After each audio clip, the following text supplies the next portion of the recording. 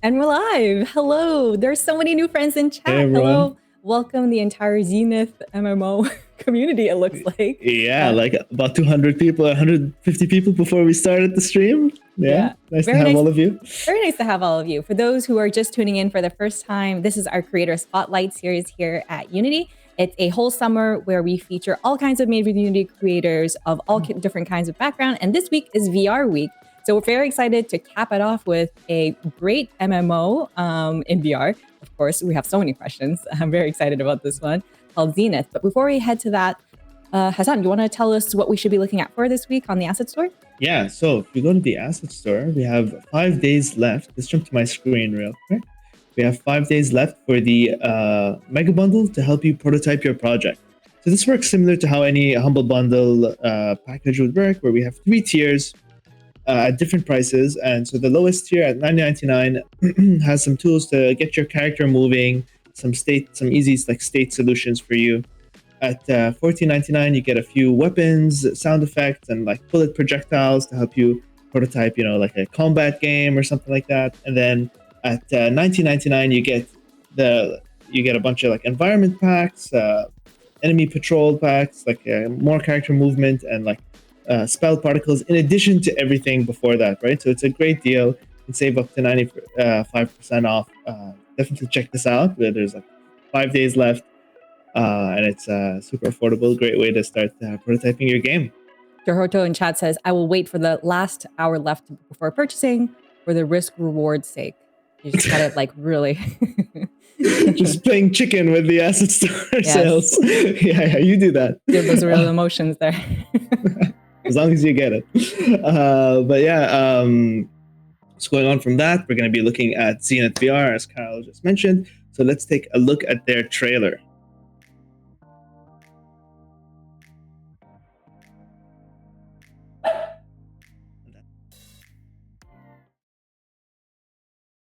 Are we doomed to a worse fate than our ancestors?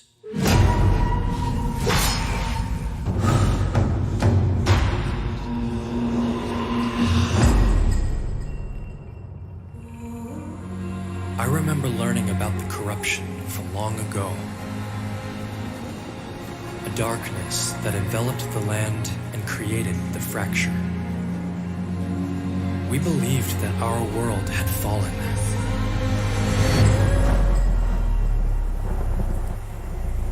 But we rose above it.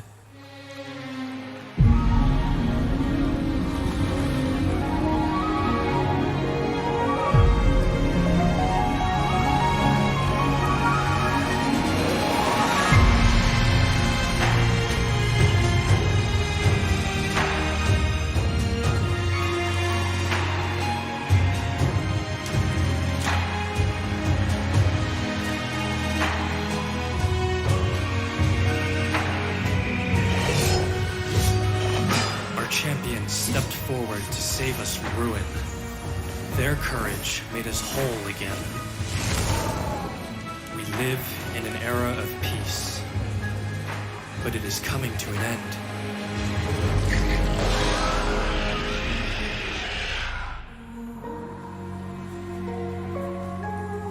The corruption is back, and it is even stronger than before. This time, we are far outnumbered.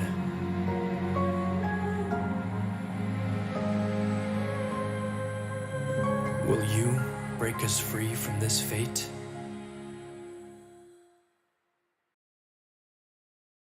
So this is lauded as the most successful VR gaming Kickstarter ever. So lots to live up to. Welcome to the Ramen VR team. Why don't you introduce yourself? Hello. Do you want to start, Lauren? Sure. Hey, so I'm Lauren Frazier. I'm the CTO of Ramen VR, and I'm one of the co-founders.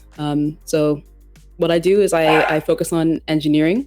I lead the engineering team as well as the music and audio stuff.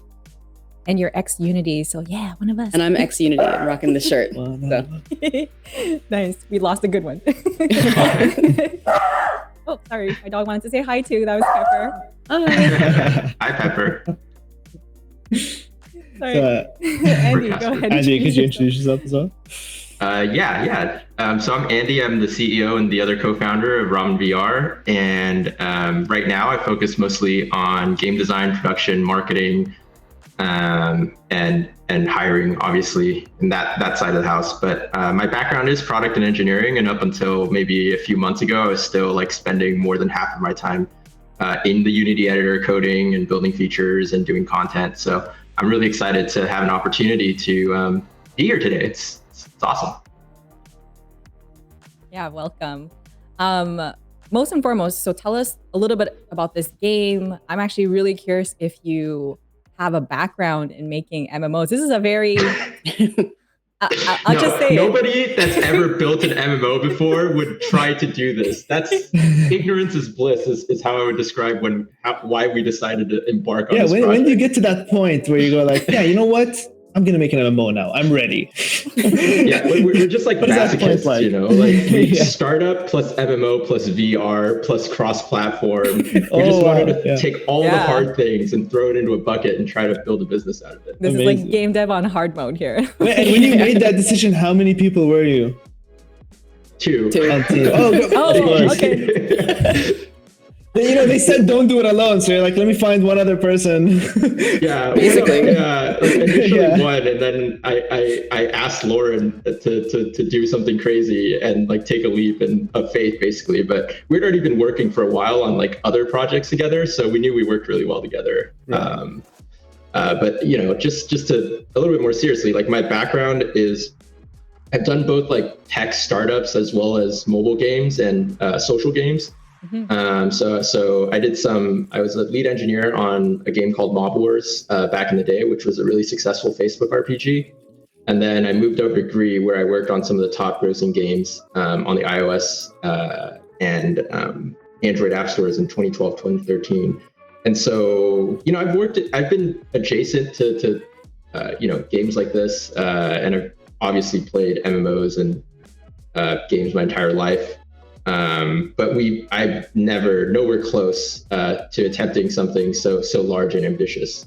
And what about you, Lauren? Yeah, I mean, so I came from a technical background. So I did my undergrad and my master's at UPenn in CS, and so I came from a very traditional kind of CS background. I think for me, I focused a lot on gaming because I just loved games. But like my career was actually mostly in mobile apps for a long time, right? And then I finally made the switch. I decided I was going to just like make the switch and go into gaming. So I just like got the Unity like basic tutorial and just like started learning it. And then ended up joining Oculus Launchpad with Andy. That's where I met Andy, right? And so that kind of spiraled into like me getting more and more game experience. And then eventually I ended up working at Unity. So that's kind of where I got, I would say, the majority of my Unity skills was at Unity. Yeah, I think for me, like I was interested in making something that no one had ever made before. I was interested in doing these like big challenges. Like I had been at Unity, I had been at Google. So like I had seen what it looks like to make something really incredible that no one has done before. And I was like, I want to do that, but like I want to be there first. Like I don't want to be employee 5,000 or employee 50,000. Like I want to be like one or two, right? So that's kind of. You saw that it was possible, so you were like, okay, I'm gonna do this myself. Yeah, I thought it was possible. Yeah, I still think it's possible. Yeah, Yeah, exactly. Yeah, you have a super impressive background. Actually, you've proved that it's possible. I know it's possible now. Yeah, exactly.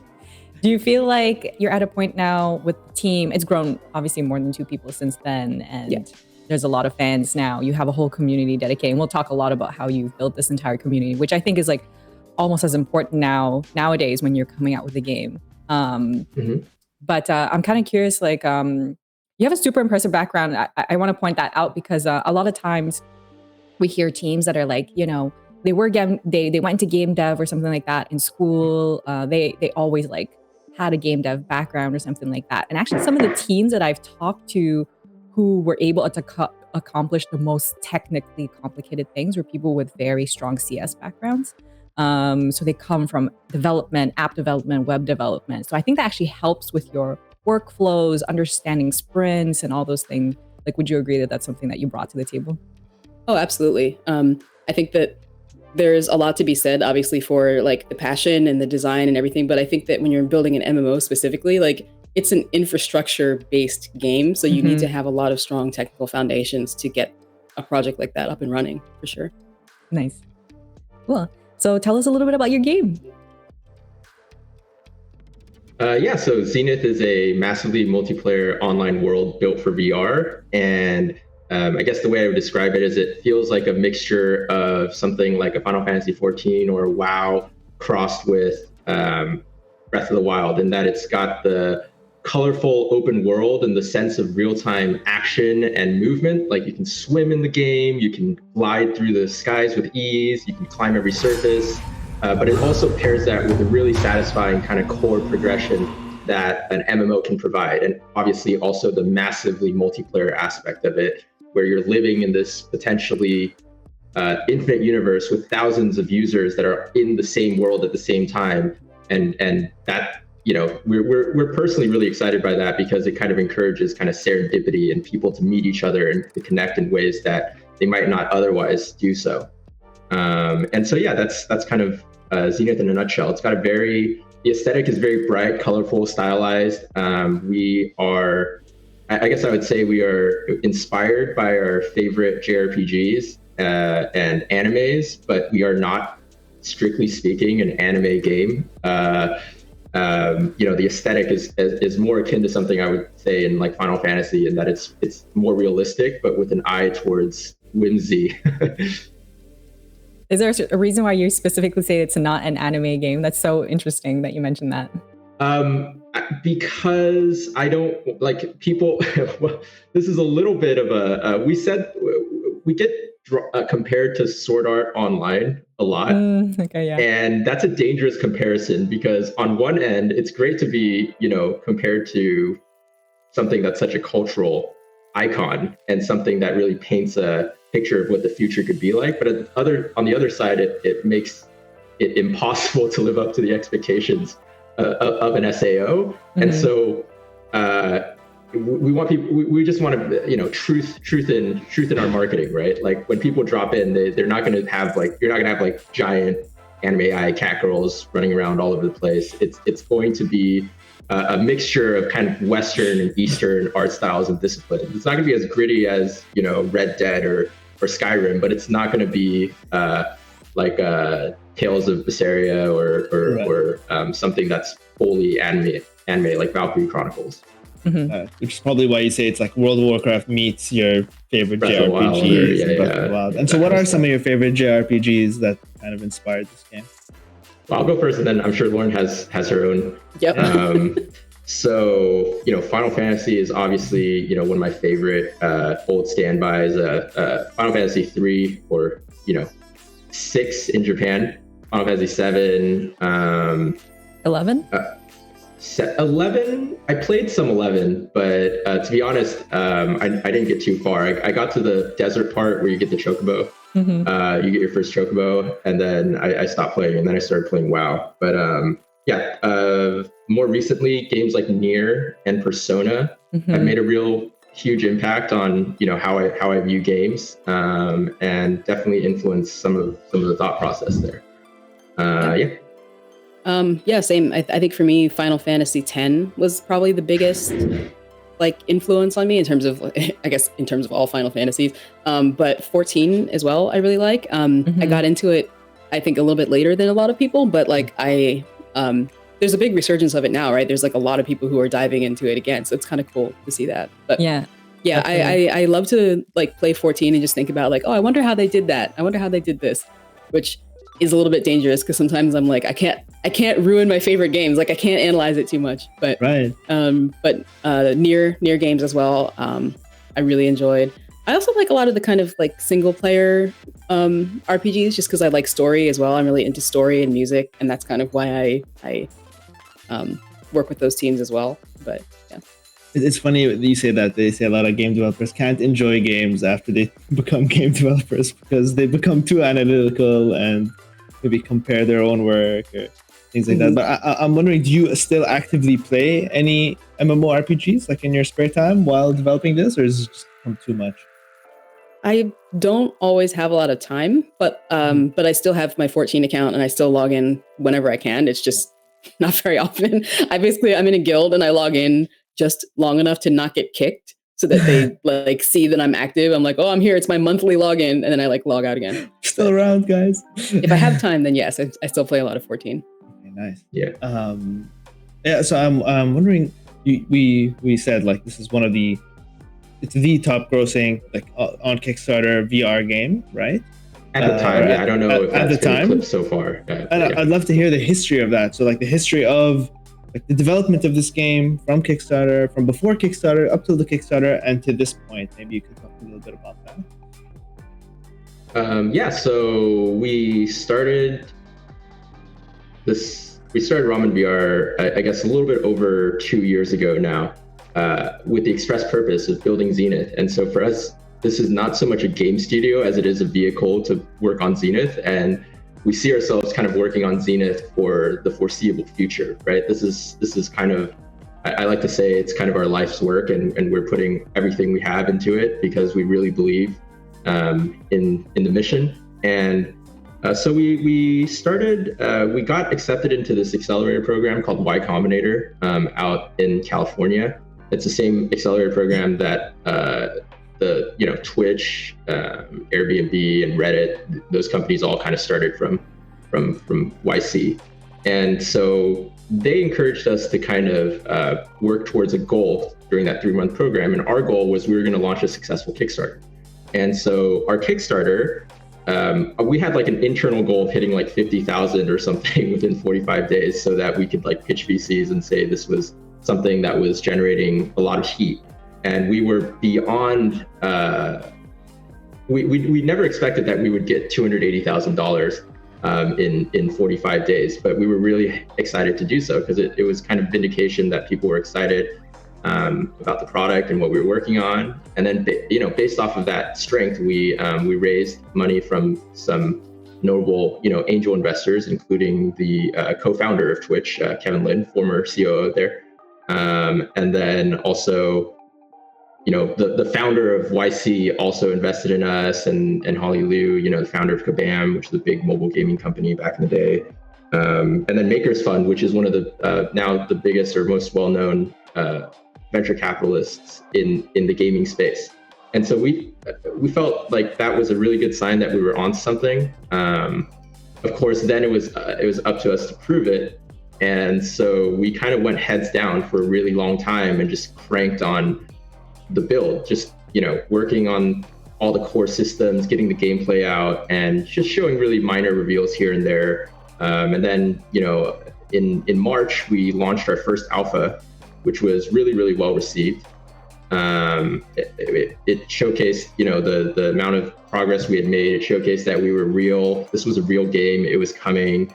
We had super high kind of player concurrency counts, really, really great engagement numbers. Players were spending on average per daily active user 1.5 hours to 2 hours in the game every single day, which was really encouraging to see.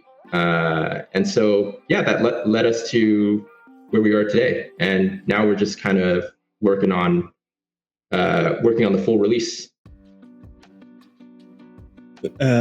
We got a great question from George Groves in chat. He says, I wonder how they've dealt with all the pressure to make this game. So like with everything that was going on, with all there's a lot of positives, but at the same time, maybe there could be a little bit of pressure there, right? Yeah, absolutely. I think, I think for me, I try to turn the pressure into a positive. Obviously if people are not being, nice to you, that's not cool, right? But like if people are they're excited about it, then I try to turn that into kind of fuel for like, if I'm really tired one day or I'm just really not feeling it one day, it's like, I can think back and remember like there's a lot of people who are really excited about the game and who really want the game. So not to be like corny, but like I actually do, it does like keep me going a lot of the time to know that people are really excited about it. And it's not just that like we came up with this crazy thing and we're not, and we're doing it for no reason, right? It's like people are excited. I look at our community and I see that like people have formed friendships, people have formed relationships, all kinds of stuff just based on waiting for the game to come out. Like the game hasn't even come out yet. And so that, that definitely inspires me, to be honest. And has it always been a Discord community from the beginning? Is that where all the conversations were happening? That's the majority. We also have a mailing list. I mean, I think Andy can speak more to like community stuff, but our Discord community is definitely our main hub, I guess. Yeah, that's where we try to funnel everybody into. And I would just add to Lauren's point about the pressures of kind of starting and founding a company. It certainly is stressful at times, not going to pull any punches about that. But I think the important thing to try to keep in mind, and the thing that I try to remember, is that we're doing something that, is really could potentially kind of change the landscape for gaming, right? It could kind of help define a new genre, and that's really, really exciting. And we just want to do really well for both that reason, but also because it's just fun. If you took the stress out of the equation, right? Like it would actually be really fun. Like the work that we do on a day-to-day, just like imagining the future basically, and then putting it into action and then having people react to it. That's really exciting. So when it comes down to it, I think it's important to keep things in perspective. we are doing something that's really hard, but at the same time, it's also something that I don't think there's anything else that I would rather be doing that's as exciting as this. And if you just make it about the work and make sure you're having fun and you're learning, I think that's the crucial thing that'll keep you going through those grinds and those late nights. Yeah, that's great advice. I think so there's a lot of people in chat who are from your community, and I think we have a lot of new people joining as well who are extremely curious to see the game in action. So maybe we can do that. Maybe we can jump right into the game. Andy, I believe you're gonna show us what the game looks like. We're just gonna get Andy's headset on. There we go. That was fast. He's wired in. He's wired. He's in the Matrix. This is so surreal right now. Love this. Oh, there we go. It's funny because this is like every day for me. Like it's not. It doesn't even faze me to be like, oh, let me just put on stuff and take stuff off. Like, do you ever have meetings? Do you ever have meetings in VR, like in the VR world? Just we haven't really done that. The closest we've done is we've like done discussions after after playtest. We'll just hang out in the game for a little bit. That's awesome. Oh my god. There is a. You should create like a VR boardroom in the game. Ooh. Oh, I can do this too. Oh, hello. Like, oh, hey guys, how's it going? Shout out to Township Tale. Shout out to Township Tale. Hey there, YouTube! Smash that like and subscribe button. Hold on, if I click first person. Oh no, where's your head? I don't know. That is a beta feature. It is not ready yet, so I will not show that off today. I love it. So yeah, I mean, first of all, I'm sitting right now because I'm lazy. So one of the things I'm gonna just do is this is the debug menu. Most people can't see that. That's the dev specific menu. But what I'm gonna go ahead and do here is hit smooth first person, and then I'm gonna hit recenter so that I can play as if I was standing up while seated. And I can go through some of our locomotion stuff later, but for now, this is the world of Zenith. So as you can see, it's getting dark in the sky. Nightfall is coming, and the city of Zenith is where people are going to spawn into. It's the namesake of our game, right? So it's this kind of futuristic. It's called the Last City because a lot of the outside world was destroyed in what we call kind of the calamity, and this is one of the last bastions of civilization. And so everything in here, we wanted to evoke kind of both a East Asian aesthetic with the torii gates, but also a futuristic kind of cyberpunk or solar punk-ish feel. And so this is just the core kind of social hub, but there's going to be a lot of different areas of Zenith that you can explore later. And so what I typically do when I first, when I'm giving this demo to new users or potential investors, I just show them that everything in this world is explorable, and you can climb on any surface. So I'm going to show here's a gate. I'm just going to put my hands up here and hit the grip button, and then I'll just be able to climb up the side of the gate like this. Nice. And I apologize to some of the Zenith people that played in the beta, or alpha. This might be a little bit basic, but when I peek my head over the top, I can just kind of let go, and then I'll instantly jump to the top. I can also just glide anywhere. So if I just stick my hands out, right, I can start kind of gliding through the world. And I can kind of turn my hand and my head. I'm also doing some smooth turning right now. I should probably stand up to do this, but you can glide anywhere as well. And so, first thing I'm going to do is I'm just going to go ahead and I'm going to accept my first quest. And if I pull my hands together, I drop.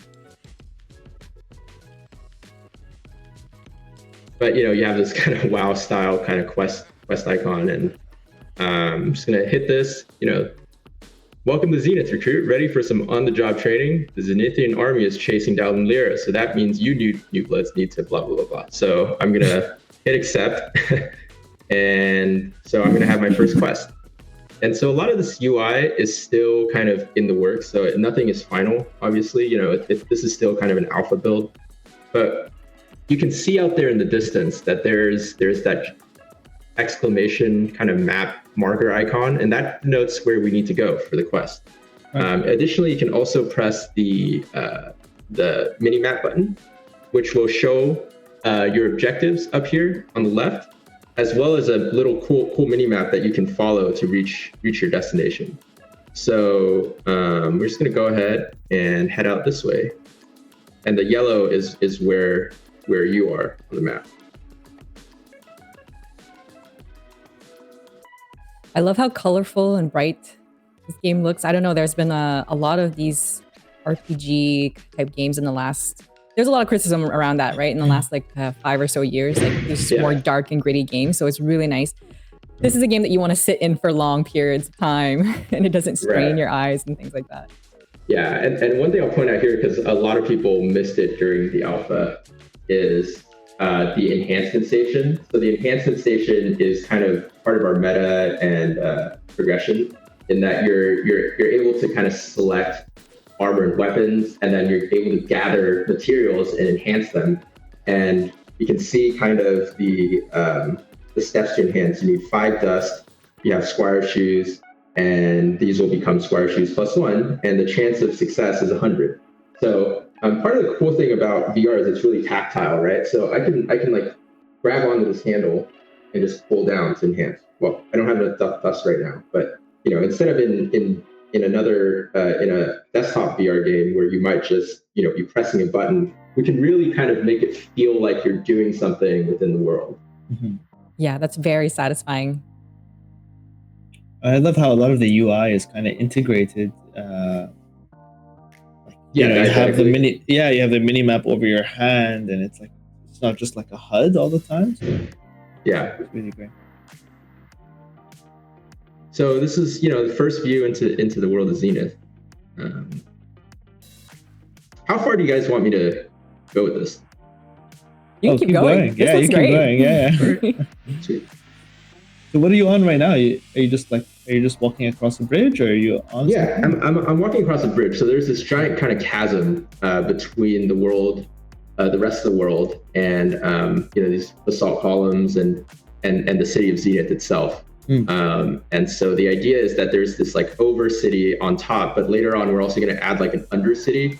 And I know a lot of people kind of talk about, oh, this is too bright to be kind of a cyberpunk game, but wait until you guys see what we have planned for you guys in the lower aspects of it. It's going to look really, really cool, dark and gritty. And I think a lot of some cyberpunk fans are going to be pretty jazzed with that. Ooh, fun. Quick question. Somebody kind of mentioned in chat, like, what is it going to look like on the Quest or Quest 2? Obviously, when you're doing an Oculus or any PC kind of build, you're not limited to smaller data files and all that stuff. Like, what are kind of the technical limitations you have to consider right now? I guess, Lauren. Yeah, I mean, so on the Quest, one of the biggest concerns is memory. You're running on what's essentially a mobile device. Mm-hmm.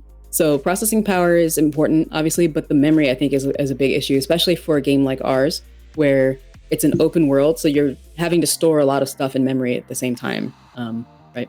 And so obviously we had to make some trade-offs to make sure that the Quest version, actually is playable and functional. But I can talk a little bit about some optimization stuff later, but we've done a lot of work to make the Quest version look pretty good. It's not like 100% with the desktop version, but it's pretty close. And even I think people who have played the alpha, the version that they've seen, it's going to be better than what people saw in the alpha.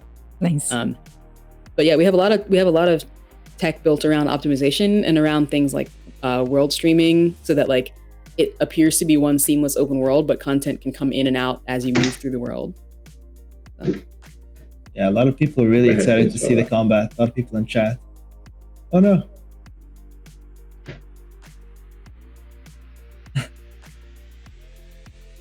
Are you just standing there getting... Don't die. Oh no. Beaten down? Yeah. No. Oh my gosh. No. Yeah, so there's like a stagger bar here. So when it fills all the way up, I don't know if you guys have played like FF7 remake, but it's kind of like that. So instead of like just building like a regular, MMO, we really tried to kind of make it feel more like an action RPG. And, obviously all these core combat mechanics are still a work in progress, but we have some really exciting changes coming for beta that'll make it feel even more kind of streamlined and immersive. So the stagger bar kind of reminds me a bit of like Sekiro. So yeah, definitely like action RPG. Yeah, I've been playing a lot of Demon Souls lately as well. So, apologies if the game becomes ridiculously hard for beta and like everybody just keeps dying all over the place. If that ever happens, you can blame it on me. Although I'm just kidding. We want to make Zenith as accessible as possible for everyone. Yeah, I think that's really important. I love that that's become a standard that we've talked about in every single creator that we introduce. Like, yeah, we've been playing Souls games. We wanted to be as hard as a Souls game. There's always somebody that's trying to do that inside their game. Nope. That's because like as game designers, we play a lot of games. And so like maybe our skill cap is just a little bit higher. And so games like, Dark Souls or Demon Souls, they force us to kind of like suck at something, and that makes it feel like a novel experience versus hundreds of other games where you kind of just like stomp through within a matter of hours. Yeah, forces you to do better. Yeah. That's me. I want to stomp through it in hours. Yeah, me too. too. I struggled all day. I want to come home and do well at something. Like let me win. And that's fair. I don't get this at all. That's totally fair. I just think that Demon Souls is a metaphor for life. I take a lot of stoic learnings from it, philosophical learnings, and I've learned to it's good. It's a good anger management course too, because I definitely like have several times when I play the game where I want to like throw my PlayStation out the window. It teaches you patience. Yeah, I haven't done it yet. So yeah. That's so interesting. When I first played, it was BioShock Infinite. I think the first one where they had like a cinematic version, so you can play through the game with almost barely any very difficult encounters. And I was like, oh, so excited because I actually enjoy playing the game. You were like, then you're not really playing the game, and I'm like, I just want to know what happens. I don't know. Well, I think that's a great thing about games is that there's no right or wrong way to play a game. Mm-hmm. Like that's just the elitism, right? Like the right way to play the game is whichever gives you the most enjoyment, because they're intrinsically motivated. You're not going to get like more money for like speed running a game. Mm-hmm. Very true. So you should. Maybe you will one day. I don't know. Yeah, maybe. Speaking of which, of how to play a game, chat seems to be a little bit judgy about the fact that you're sitting. Is it because the experience is usually meant to be standing, or why are they mentioning that? Oh, you want me to sit? The reason why I'm not, I was being a little facetious earlier. I set the camera angle to be, okay. So this is the problem. Like my freaking headset is like 3 feet long, the cord, and the Bluetooth, like the batteries are out. So if I stand up, I'm gonna constantly yank oh my God, I'm gonna die. I'm gonna constantly be yanking it off. And so that's why I can't play standing right now. And then if I have my headset off, there's gonna be echo on the stream. Yeah. You know what, chat? Leave Andy alone. Let him play sitting down. That's why. I'm sorry, guys. But yeah, I definitely recommend playing Zenith like seated or standing for the first time if you can. But obviously, also from an accessibility standpoint, we wanted to be able to support seated play as well. Mm-hmm. I'm trying to spin this. I'm just showing off how accessible the game is. It's not because my headset. Yeah, exactly. Accessibility options. I'd love to know more about like different features in the game. So are there different classes? What is the loop of the game? So I noticed you went out to fight some enemies. You left the city. You took a quest, left the city. You're gonna fight some enemies. Is it like, are you gonna like loot them and then bring things back to fulfill the quest? If you could tell us a bit more about like this. Yeah, sure. Yeah. So I currently have a fractured land as a quest, and that means that I have to kill 10 sylphids. This is an introductory quest. It's really simple. We have more complex quests later on, but so what I'm going to do is I'm going to, I have to kill 4 more of these guys, and then I can move on. And one thing you can see is I'm blocking attacks, and I'm also staggering them. But like you can also see this kind of red bar, this red circle beneath me, which is the DPS's special passive ability, the DPS melee class. Oh, I got an item. So if I attack in the correct cadence and with the correct speed, my attack speed and damage increase. So I have to time every attack perfectly to make sure that I can do maximum damage output. It fell up again. Let me see. Is there? You said you wanted it in hard mode. This is hard mode. This is hard mode. This is what you wanted. You're getting echo when it's unplugged because it's probably more disruptive at this point. Are you guys getting any echo right now? I'm fine. Okay. I don't hear anything. Yeah, we're good. Yay, nay? Yeah, no, we're good. Yeah, sounds good. Okay, awesome. Yeah. Right. So, if you time it, you have to kind of time everything perfectly to kill 10 of them. And then I also have this other crafting quest called Orange Uglatum here, where I have to collect 10 orange fruit from the trees. And later I can show you guys how cooking works. But so I just got an item right now. Actually, I got the Galleon leg guards, which is just like basic level 1 gear. And so I'm going to go ahead and equip that. And you can see there's this like paper doll avatar that changes when I do that.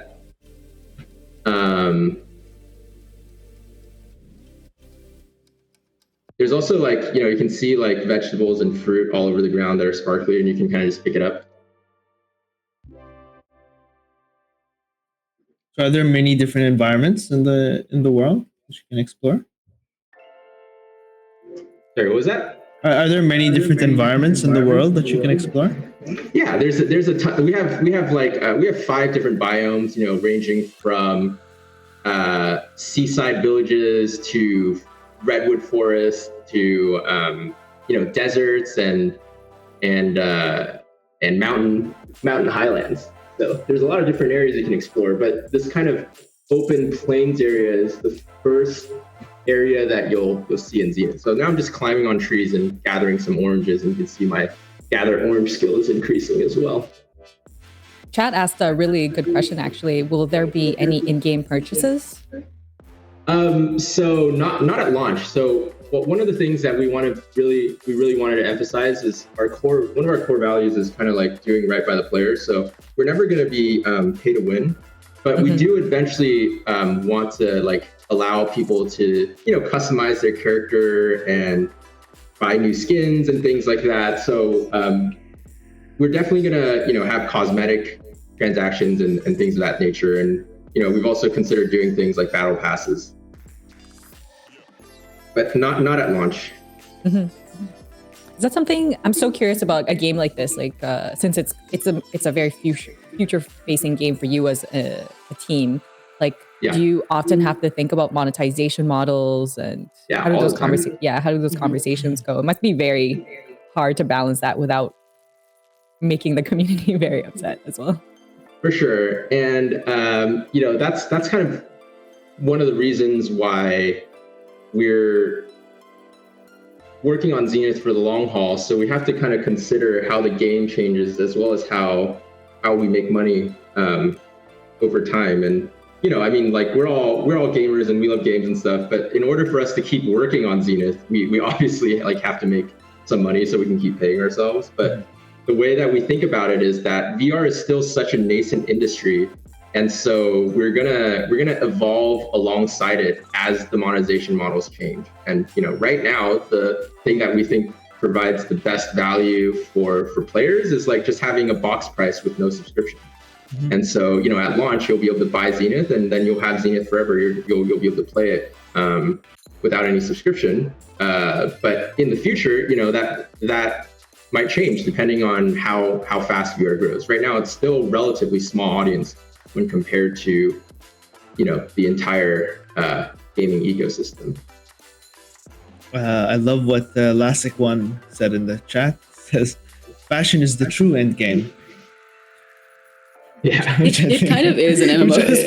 Exactly. I was gonna say it's all about getting that those shoulder pauldrons or the helmet that you're dying for.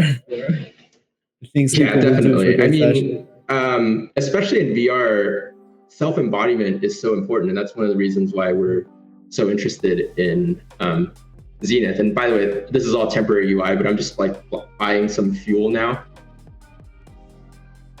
for the cooking station, so that we can kind of show off some cooking in a bit.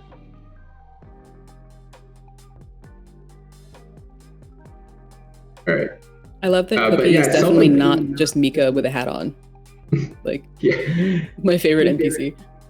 I think one of the things that VR does is, like, when you're in the world, you feel like you're actually the person. You know, it's even more so than a third person or a first person game on desktop. You can actually kind of act out the fantasy of being a completely different person, different character. And I think that's really empowering for a lot of people. And so obviously, you know, you'll want to customize your character to reflect who you want to be in this new world.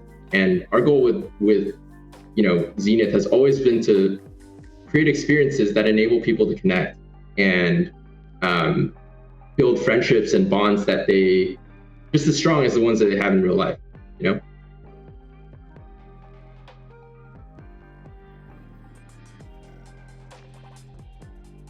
So where are we going now? One thing I'm gonna do now is I'm going to cook my first recipe.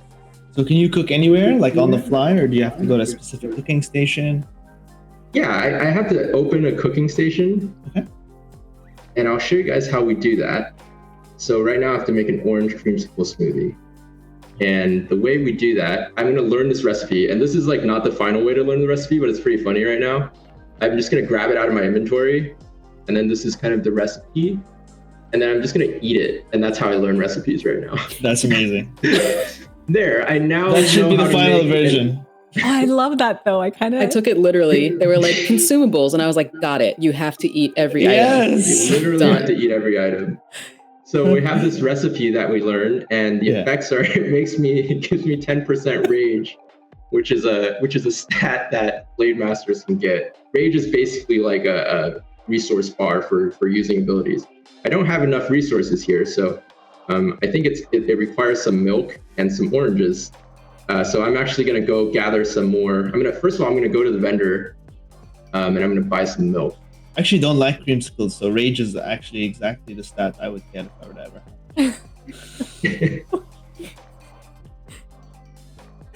I love how that's. I think we had some oranges here, right? There's some by Cookie as well. Oh, there's some by Cookie? What? Yeah. So what does rage do for you in the game? Behind the store. This is embarrassing. So there's some oranges right here. There you go. Oh, just one orange. That's not enough oranges. We need more oranges. It's so funny because there are two other teams that like VR teams, like while the person was in, one person was in VR, the other person was like doing their, you know, background magic to make the game easier. And Lauren's like, nah. Yeah, exactly. I'm helping. What do you mean? Make it rain oranges, Lauren. Come on. I'm gonna stand. I'm gonna stand because people were mad that I was sitting. So see, you can play Zenith while standing. They say cut down more trees to find oranges. I'm gonna climb these trees, gather all those oranges. Ooh, you can actually. That's really now cool. I'm just gonna climb the top of this tree and then glide back a little bit.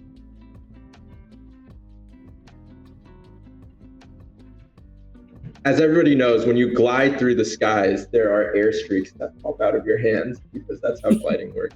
That's how you know you're gliding. Yeah. So I'm gonna go ahead and open up the cooking station. So, you know, I'm definitely not Gordon Ramsay. So I'm not gonna be super mean, but one of the things that you do here, how you get a recipe started is you just pick up the recipe card, then you just throw it onto that projector.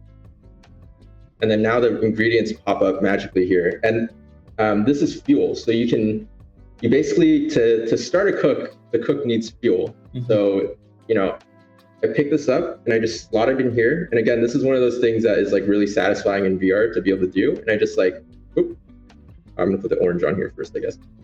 I'm just gonna push it down and that starts to cook. And so here, what do? We have to cook milk in hot until warm because that's how you make a smoothie, right, guys? You have to warm it first. Right. You got to cook the milk first so that it boils. And also, it doesn't... You need that rage. Put it in here right now. There you go. So wonderful. Glass is what gives it that flavor. Yes. Yeah. Exactly. And then we'll wait the for cork. the sizzle to come, which you guys can't hear, but now there's some smoke coming up. All right. And so I'll pick it up. And also the milk wiggles. I don't know if you can see it. Yeah, I noticed. That's It kind of wiggles a little bit. yeah, that looks Really? great. Everything kind of Thick wiggles, milk. which is fun. I'm just gonna put it in here. And then here I'm gonna do, I'm gonna slice some oranges. So cut each orange into 3 pieces. So I'm just pick up my knife and just slice it. And we do mesh slicing Wow. here, which is people really, really like. That's so fun. Did I slice it enough? Oh, I might have sliced it enough already. I love how involved the cooking process is. It's not like just throw a bunch of ingredients in a pot and Oh, you're it's 3 good. pieces now. All right. Oh, it's cooked. That was fast. Were you about to burn the oranges? Yeah, the orange. Yeah, they were burned. definitely I don't know. Am I burning. supposed to put the? I don't think. maybe I'm not supposed to. Yeah, Yeah, you're I'm not supposed to cook them. the oranges. So. I'm gonna try cutting it this way. Let's see if this works. Oh, cool. Oh, nice. I love how chaotic this is. Cut You it did it. again. You Cut did it it. again. And I'm gonna pick that up. My 3 merged orange slices, and instead of cooking it, I'm gonna put it in here. And then out pops the recipe. It's a wiggly The reveal. smoothie. Now Wait, drink does it it. wiggle? Did it stop? Did we fix that stuff? I think we fixed the smoothies, yeah. Oh, okay. All right. So yeah, I can just drink the smoothie, and I can actually take multiple drinks of it because it's. I don't know if you guys have played Valheim, but like the idea is like you can keep increasing your buffs over time. Yeah. And there's a sip sound that you guys probably can't hear right now, but You can make the sip sound. Okay, so put it away. And so that's a basic cooking. We're going to add a lot of different mini games to it over time. Like, we're thinking of adding a walk or a rolling pin. And the idea is just to gradually layer on the mechanics until you have something that's fun and challenging and feels very visceral at the same time. That's awesome. Is there ever going to be like a cooking where 2 people have to do something together? Cook together? Cook along? Wait, what was that? Can 2 people cook together? 2 people, we don't have 2 people cooking together right now, but there is the idea of feast. Nice. So with feast, you can kind of That's fun. cook a giant Thanksgiving meal for everybody, and then everybody in your guild can kind of just come by and take bites and That's fill that. genius. Yeah, That is genius. yeah. Like definitely social. Social is like an important aspect of it. So we want to, and then you can see your buffs, the buff timer up here as well. So you can just toggle the cooking station to close it. And if you go too far, it automatically closes itself too. But I'm gonna. I remember in like when Animal Crossing was huge in the middle of the pandemic, people would like have these like feasts, so they'd meet up on an island and eat together, but you couldn't really even do that. So I think this would be super effective in this game. Very, very good to get together. Right, yeah. Sharing a meal together is like one of the fundamental kind of social experiences in real life, right? So we wanted to kind of recreate that in virtual reality as well. I finished the quest, I can turn it in now. And that unlocks my first fast travel point. And I also got my first Godstone, which is how our abilities work. But let me stop here and maybe we can pop out for a little bit, or you want to keep going? I was thinking maybe you could just show us the Godstone concept. Sure. Yeah, so I got a new Godstone, which is basically kind of how our ability system works. And the abilities over here show all the different skills that I can have. And Godstones level up by themselves over time. So I got Sunder, which is a downward cadence attack. And what that is for us is every 3 perfect swings we make, there's an extra bonus effect that's applied. So it's basically like a passive, and the bonus effect that's applied depends on which direction you're swinging in. So a downward slash does Sunder, which increases the amount of damage it does, and also increases the amount of stagger damage the enemy takes the next time they're dazed and rolling. And one thing that we're excited about is to explore how these abilities can kind of be like items as well in the future. So if you think Path of Exile or Final Fantasy VII Materia system, the idea is that people can find new abilities all throughout the world, and there can be a random combination of effects these abilities have, and you can upgrade them much like you would upgrade your abilities through a skill tree. So we think that's going to add a lot of meta and interesting progression mechanics as the game progresses, and is a departure from your kind of typical MMO skill tree and ability system that we're really excited about. Yeah.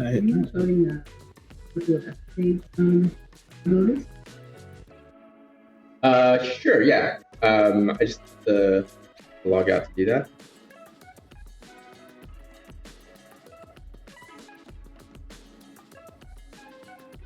SAO people, you see it, you see the button, it said log out. Yeah, everyone asked. We all saw it.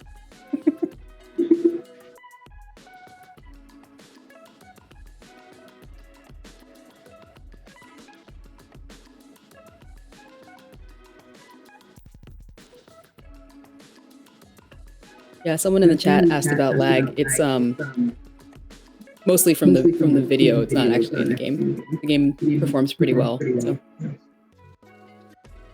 Yeah, sorry about that. We're capturing and rebroadcasting, and then Twitch is a little janky too. So let me see here. I'm just trying to select a higher level character so that 42. we have some abilities you guys can see. So right now we have 6 playable roles, and each of them have their own unique kind of play styles and ability sets. But the Essence Mage is one of the mage classes. And so, I'm not going to go into too much detail right now because there's a lot to cover. But Essence Mage ability have ranged primary weapons that they can hold and fire like this. This is the Essence Launcher.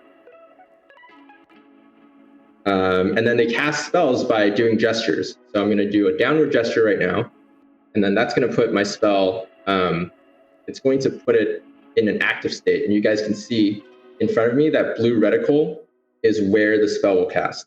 And once I let go, the spell activates. Oh, sorry, that was Wind Wall. This is another ability called Massive Icicle, which is the downward gesture. Oh wow.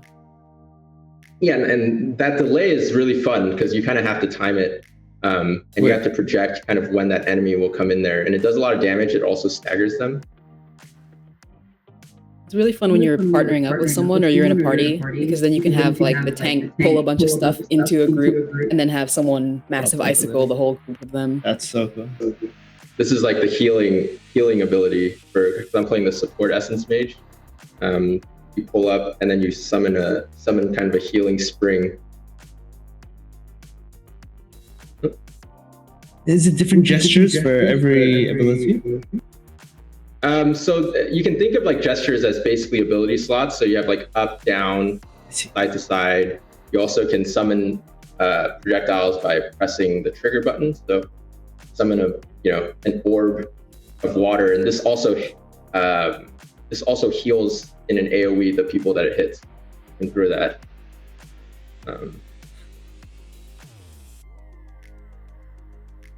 But right now, I mean, it's a little bit underwhelming because there's no other players in the game. Otherwise, right now, I'd be like partying up with people and healing them, and we'd be doing a dungeon. Oh, of course.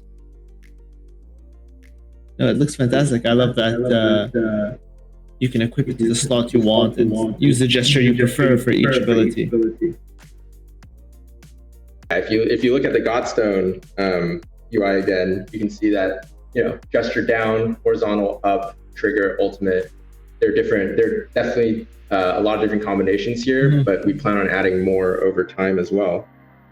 And it's interesting that you choose to do gestures because the actual controllers are limited in terms of the buttons that are on them, right? So you have to resort to having different gestures rather than an MMO on a keyboard and mouse where you can set it to all the numbers or like the buttons on your mouse. Yeah, exactly. And I think it's more fun too, because even like if you play MMOs on consoles, you kind of have the same number of buttons, like if you're playing on like an Xbox or PlayStation, right? But the fact that you can move your hands and stuff, it makes it more fun to like cast the spells as opposed to just press X to cast, you know. Is this the map? Nice. Map of Zenith. Right now, you can see we're just over here on this bridge. So it's a massive world. Huge. And we have a lot more we want to add before launch. But every single nook and cranny of this world is explorable. That's So one of the areas that I personally like a lot is the Radiant Coast. I'll teleport there. I'll show you guys. I'm just fast traveling. I just did a dev tool thing to unlock all the fast travel points, but usually you have to complete quests in order to access these. So this is a seaside village. Definitely got a different feel. You can see over there is the governor's mansion, and the idea is that this is kind of a town run by pirates, and that all of these buildings are actually just recommissioned boat parts, ship pieces. I forgot how nice it looks at sunset. Back there. Yeah, and the sun setting, which is pretty awesome. You know, we have a dynamic day-night cycle system that we've optimized so that it works really well on Quest as well. Let me see if I'm climbing up this thing to try to avoid the pirates. Put the wall over here. So how populated do these worlds get when you're playing? If you're to be playing with others. Populated by players or players, other players. Yeah, pretty populated. Like we've had right now we've had over 100 players per server, and you can see people kind of running around at all times. And obviously, eventually, we want to support thousands. And the idea with an MMO is that serendipitous actions happen all the time. You can run across a player that's questing or doing a public event, and you can just join up with them and do things together, and you can meet new people just through the regular course of the game. So a lot of the way we've designed the game is to allow for emergent behavior like that to happen, so that people are encouraged to gather in certain spots and meet together and hang out. And so another thing you can do here, because it's the ocean, you can swim. Nice. I'm gonna dip my head beneath the water. Ooh, you can dive. And you can dive, and I can, I'm actually making the swimming motions. You can't hear it, but the sound is muffled down here. So how many different strokes can you do? Is it just breaststroke? Right now, just breaststroke, yeah. not all the strokes yet. Olympics DLC. I love it. Right. I want to see that backstroke DLC. You just have a player like this and beyond. I'm really bad at swimming, so I wasn't the one that designed this. Our engineer Jordan did, and I hope he's much better swimmer than me. But it feels pretty good. Like if I get enough velocity, I can breach the surface. Oh, nice. I'm not as good as doing this, but you can jump out like a whale, basically, or like a dolphin, like Echo. I'm not quite as good there, but over here we also have. I teleported. We also have a zipline system, so this allows people to kind of travel around and get to places really easily. I'm gonna grab onto this. That's really incredible. You've actually implemented a lot of mechanics. There's already climbing, swimming, these kind of and this game you've been working on it for the past 2 years, right? Mm-hmm. It's got a lot of stuff, and now our focus is just on polishing it and actually deepening a lot of the mechanics, so that it's not just the kitchen sink, but there are a lot of there's a lot of depth to the way things work.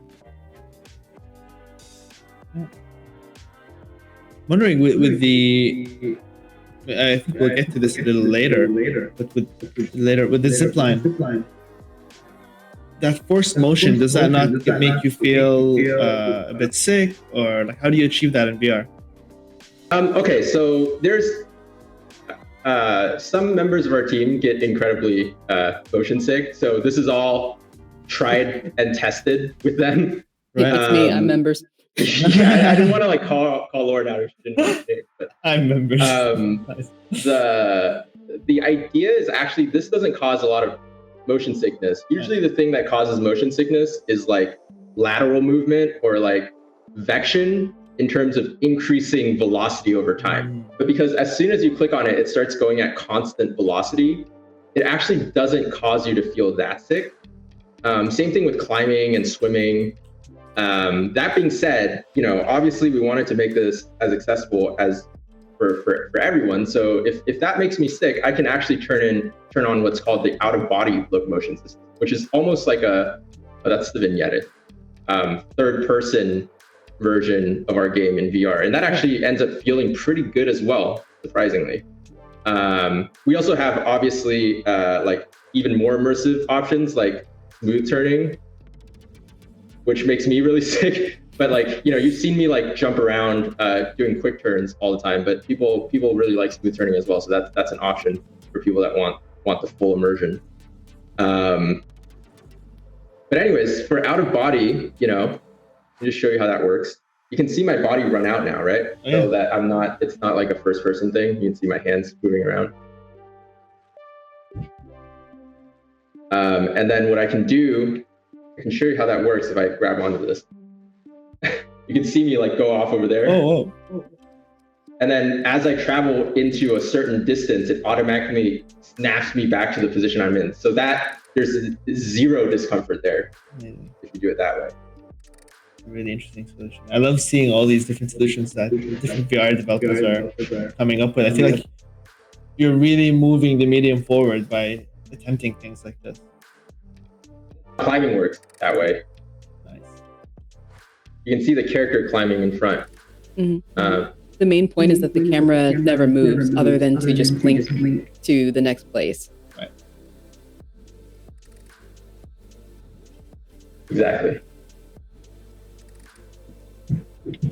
Oh, there's a broken. Yeah, out of body is my preferred locomotion style because I get sick. Mm-hmm. But also some things don't make me sick. So like it's been really interesting to see just talking to people who gets sick from what and who prefers what, settings. Like for me, climbing is fine. There's something about one-to-one motion where if you're moving yourself, for some people that doesn't make them sick. But if something is moving you, that makes you sick. And so like it's been interesting and fun to like experiment with all the different movement styles and stuff. Ooh. Oh no! I fell. Rip. I don't use this mode often, so. I'm trying to get the coconut. You guys remember that ad? You have to get the lime and the coconut? And mix it all up, yeah. Do people remember that? I think we're too old for... Oh my god. I have no idea. Can I do this? Yeah. Oh, I always feel ancient. Like I talk to people in Discord and they're like, oh, but I don't remember that. I was born in 2018. I'm like, oh no. Oh no. 2018. got some 3-year-olds in your server. Oh god. Oh, that's just, oh no. It's like That thing the looks worst day terrifying. ever. Like you fell out of a tree and then landed on a banshee. Like, oh my god. Watch a coconut fall on his head. Don't worry, he's way lower level than I am. He looks That'll be terrifying. fine.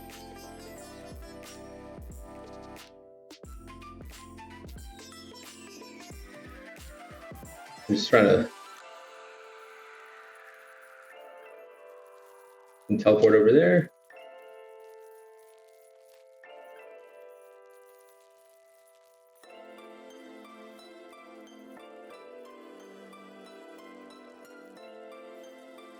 Notice it's That's how the jumping combat between works. third and first person right now, no? What's that? Is it jumping between third and first person? When I'm moving my character, I'm running out Okay. in third person. Oh. So that's kind of the way that we keep it kind of immersive, so that when you're not moving, you can kind of keep it in a kind of an immersive standpoint. So this is a support class, so the damage output is going to be a little bit lower than it might. Yeah, keeping the immersion and the parity was important to us. Like, there's a lot of games that have solved for motion sickness by having teleport as their like, mode of transportation.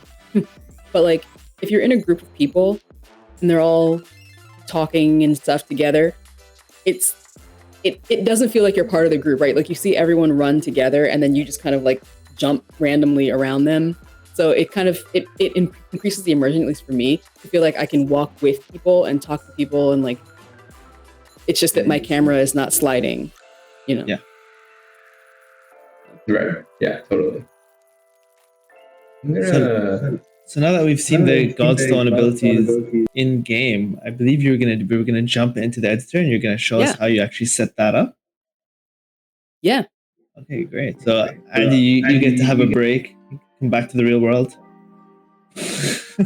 Back to reality. Thanks so much, Andy. Thank you, Andy. And if you don't mind, I think you could plug the headphones in. Awesome. Thank you. Yeah, go. No, that's.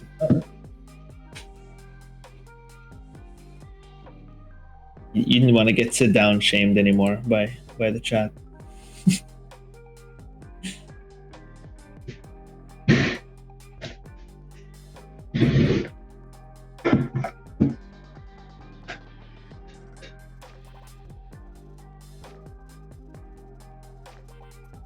Chat is already asking tons of really great questions. Well, first of all, which version of Unity is this on? Are you building on? No worries. Oh yeah, so we're using 2020.3. Oh, nice. 0.12. Let's see. Are you able to see my editor? All right, so let's jump to line screen.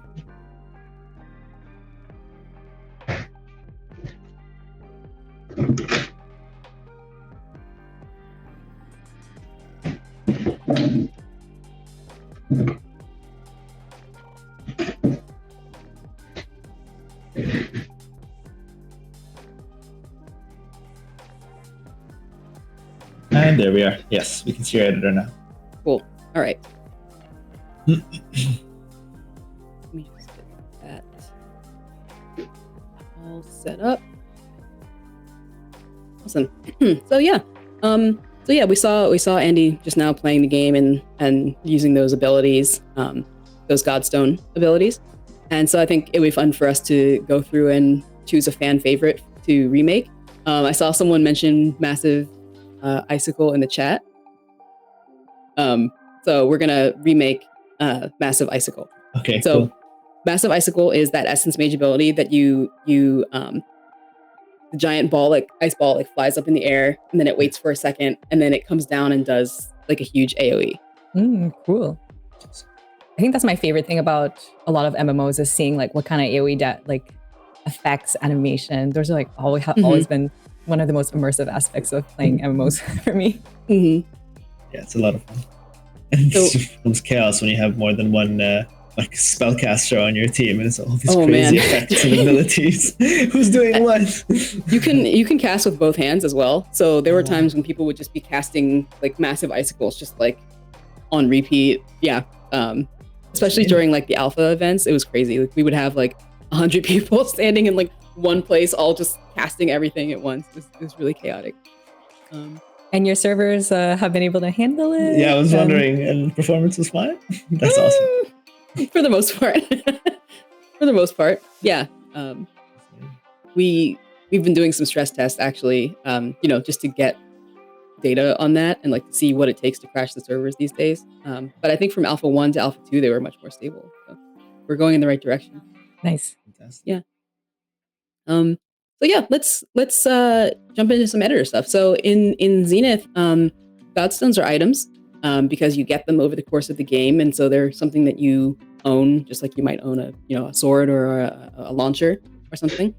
And as an MMO, we have a lot of items in general. So we built this, the item database, to handle that. So the item database is something that we built. It's based on scriptable objects. So this is going to get a little bit more technical. It's based on scriptable objects, and each item that exists in the database is represented by a scriptable object. We also have ways to pull data in from spreadsheets, which is really important for the design team because people need to be able to balance, numbers and everything in a spreadsheet and just pull it in. And then we also upload to PlayFab. So PlayFab is what we use for our persistent storage, as well as things like our currency and item catalogs and things like that. So let me see. So one thing that we also wrote is this Godstone creation tool. I think that it's really important to build tools for things that you're going to do often, right? I think that we always get to the point where we do something one too many times and we're like, that's it. We need a tool. I can't handle doing this long manual process one more time. I'm going to just make a tool that does it. And so Godstone creation was a really good example of that because, again, as an MMO, there's going to be a million abilities. So we made this tool. So basically what we can do now is I can make my own version of Massive Icicle. I don't know if I see it. Let me see. Is it docked? Oh yeah, it looks like my screen is frozen actually. My stream is frozen. I just see the item database right now. Yeah, I think my stream might be frozen. Let me... You can just hit refresh. Refresh it? Hmm?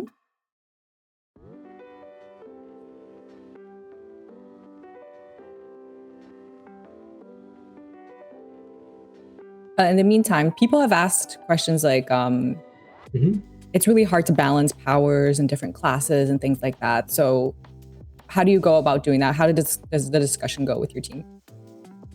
For design, I honestly, we have a really amazing designer, Colin, on the team who, has worked on some really popular MMOs in the past. And so I always go to him when talking about issues of design. The goal right now is to make the game. This sounds really obvious, but we want to make it fun. we want our game to be fun, right? And the game should be fun before we start balancing it. So the first thing we do is we think about the game feel, not so much the numbers or the spreadsheet calculations that go behind it. The summoning this thing have a really good aesthetic feeling. Once we nail that aesthetic, we go down to systems tuning. We start balancing through playtesting, through spreadsheets. We use spreadsheets to give us a general indicator of where and how things might feel. And then we actually have to go into the game and just tune it by playtesting and playing it with other people. The cool thing is because we've been so engaged with the community and we've run 2 closed alphas already with thousands of participants, we got so much good feedback on that we always use that as our North Star when deciding, how to fix and how to tune things. It's really impossible to design in a vacuum because then you're just kind of making educated guesses. The way that we tend to approach design is we have a hypothesis and then we validate that with the data. And so, for example, we think a delay in Massive Icicle might feel good. And so we try that out. And then we start tuning what that delay looks like, what the healing power is. And then you get to something that feels really good. But it's certainly extremely difficult, especially for a team of our size. So we don't expect to get things right the first time. Nice. So speaking of the icicles, I think we have Lauren back. Yes, I think we're good now. Yeah. So yeah, sorry about that. My stream was frozen, but yeah. So I wanted to make a new spell. So this is what I was talking about. What I was referencing earlier is this window here. We make a lot of custom editor windows and panels and tools to do things that we need, just because we have to do a lot of things repeatedly, right? So I'm going to make a new Godstone. I'm going to call it Lauren's Icicle, because why not? And basically what we can do is just go through and fill it out like a form instead of like creating new prefabs and doing all that stuff. We can just go and do a quick form and say, I want this icicle to be an essence mage ability. I want it to be for support as opposed to DPS or tank. It's a skill. I want support people to be able to use it. And then the activation. So this is kind of like what Andy was talking about when he was saying like you can do a gesture that's down or up or horizontal or things like that. So these are the different types of activations. So I can just select like I want this to be a down gesture. Then I can just hit create. And then what this does under the hood is that you can see here now in the item database, there is an entire new item entry.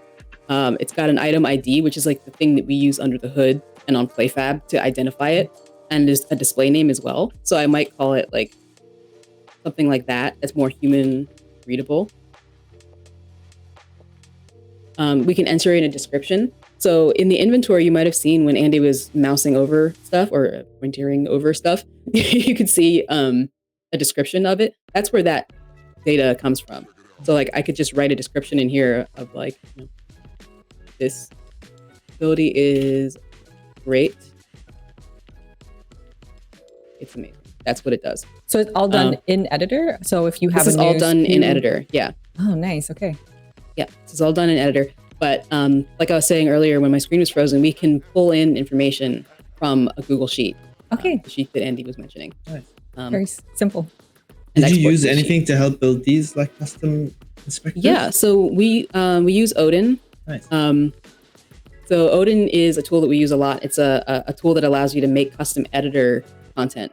So editor windows, better inspectors, things like that. We rely heavily on Odin because it allows for us to make better tools, and it allows for us to make things more accessible to people who are non-technical, and they can see. I can show you some content later that is an inspector that we use Odin to make it a little bit easier to use. Yeah, so we'll drop a link to Odin in the chat for anyone who's curious to learn more about the tool. Yeah. So that's kind of all I want to show for this at this point. But what I can do is actually go into, here is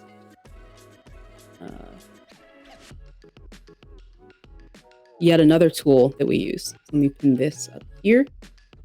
So I can, so here's another kind of partially made massive icicle that I've put together. And basically, you can see here, there's some scripts that we've written that are custom, to our game. But the activation of how a spell gets activated and the result of what the spell does have been separated. So the activation is here. It's a script that we have. So we can do things like check, can you cast the spell while you're gliding? Can you cast the spell while you're climbing? What does it do when it's pending? Like that little circle on the ground, like what color is the circle of where you're about to cast it? Does it make any sound effects when you're charging it? Things like that. So we can, does it execute on its own? We have some abilities that are like passives. So we can check this box to say that when I equip this ability, it'll just execute of its own accord. I don't have to do anything. And it's extra debug stuff. But could you give an example of an ability that you could can be used while gliding versus one that can't be? Is that something that happens often? I don't know. I think we might have turned most of them. Actually teleporting. You can teleport while you're gliding. So if you put your hands out to the side, you can also that's like an elite strategy for people who try to get to really hard to reach places, is you glide and then while you're falling, you teleport onto something that you couldn't quite that's so reach, cool. that kind of stuff. Nice. But for a lot of the combat ones, we don't you don't use them while you're gliding because you could cheese it or you could do something weird or whatever. But for this one, I'll leave it out like this, where you can use it while you're climbing and gliding. But what we do is we use Flow Canvas, which is another asset that you can get in the Unity store. And so what we do is we basically we separate the activation of the code that determines if you cast the spell or not and then the code that what happens when we've determined that you've cast the spell. And also the reason that we do that is because that allows us to change the activation. Like, let's say I finish my entire ability and it's great and it's fun and like everyone loves Massive Icicle, and then we decide that like actually it should probably be an up spell instead of a down spell. I don't want to have to go back into the ability and change all my stuff around. I want to be able to just like go in the item database and say, let me change Massive Icicle. This used to be a down spell, but now it's an up spell. So that was it. It was just one click. And now I've just completely changed how you cast that spell. And I didn't have to change any code. I didn't have to change any drafts. I didn't have to change anything else. So it's important to us to keep things very modular as well. Now in the future, if you ever want to add more content, you can do it that much faster. You know. Exactly. Yeah. Exactly. It's nice because I think it allows other people to come in and work on it too. Mm-hmm. Yeah. Right? Yeah, absolutely. That's probably the most important part of it, is that, you know, we can't assume that every person who's going to work on a team is a programmer, right? Most people are not programmers. So we need to be able to have tools that are easily usable by everyone on the team. Yeah, and it's great that you set it up so early, you know, so the team size does grow or does increase, which hopefully it does. The onboarding will be that much easier. It's amazing. Mm-hmm. Yeah. Yeah. So do you want to jump in and actually wire up the ability? Yeah, let's do that. Cool. Okay. So the first thing I'm going to put in is a cooldown and mana node. So this is Flow. So actually, let me back up a little bit. So this is Flow Canvas. So if you're not familiar with Flow Canvas, what it does is it allows you to set up logic visually. So you can create nodes, and I'm just going to put, you know, some random node in here just to show. But you can create nodes, and then what you can do is wire those nodes up to each other. So again, I'm just putting like random stuff in here just to show you. But the idea is that each of these nodes, when they get hit, will execute some logic. So each of these has a script, a C# script underneath it that executes code, and it exposes some fields similar to an inspector script that you can then change. So in our case, the thing that triggers this whole tree to get executed is me determining that you did the gesture. So in this case, I think I just changed it to up. Let me change it back to be down.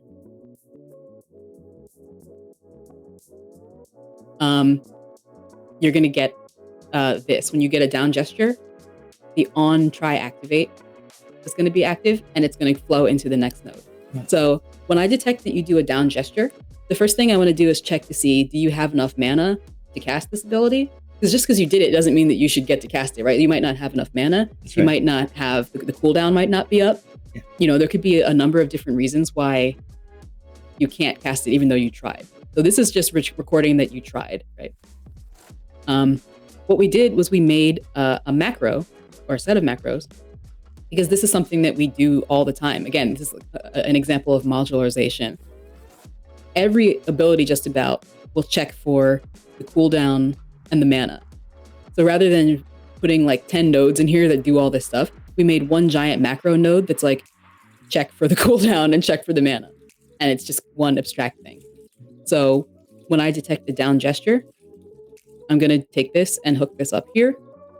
So it will run the cooldown and mana macro. The way this works under the hood is you can already see it's getting complex. So imagine if every tree had this stuck in there, right? It will check these super nodes. Yeah, it's like a super node. Yeah. It'll check how much mana the Godstone requires.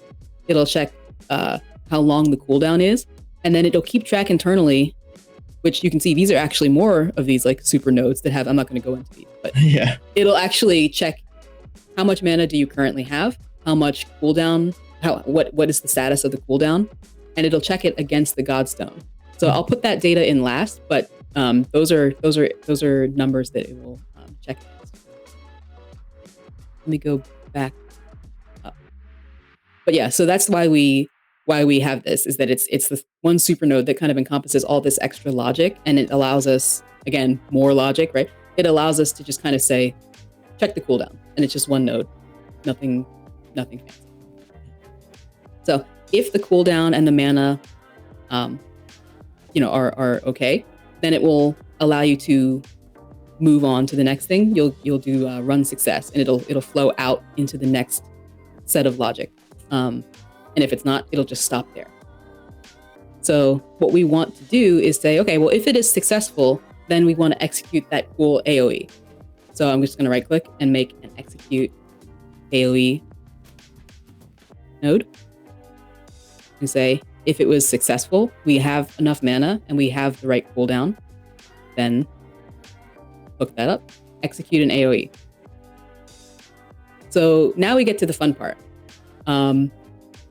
We have to slot in an AOE definition, which I'll get into in just a second. But we also have to say where are we casting it. And then there's a couple of other optional kind of modifiers and things like that. So that delay that Andy mentioned, it's like a 2-second delay between when you cast it and when the thing actually goes up in the air and does all the effects, and then it smashes down. So I'm going to put 2. That indicator sticks around for 2 seconds. And then for the location, one of the things that we actually get from here is this bundle of data called an ability activation info. One of the things contained in there is the location of where the person was pointing when they did the down gesture. So again, we have a node that abstracts that away. Get location. Is this one? No, it's not this one.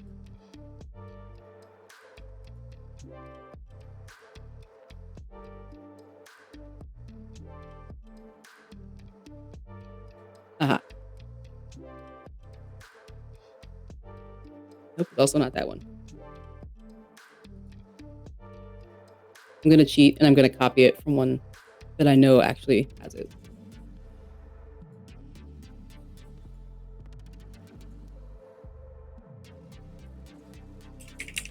Okay, pretend that I found that in the menu organically because I knew where it was. I'm going to basically say, okay, the person did a down gesture. They were pointing here when they did it.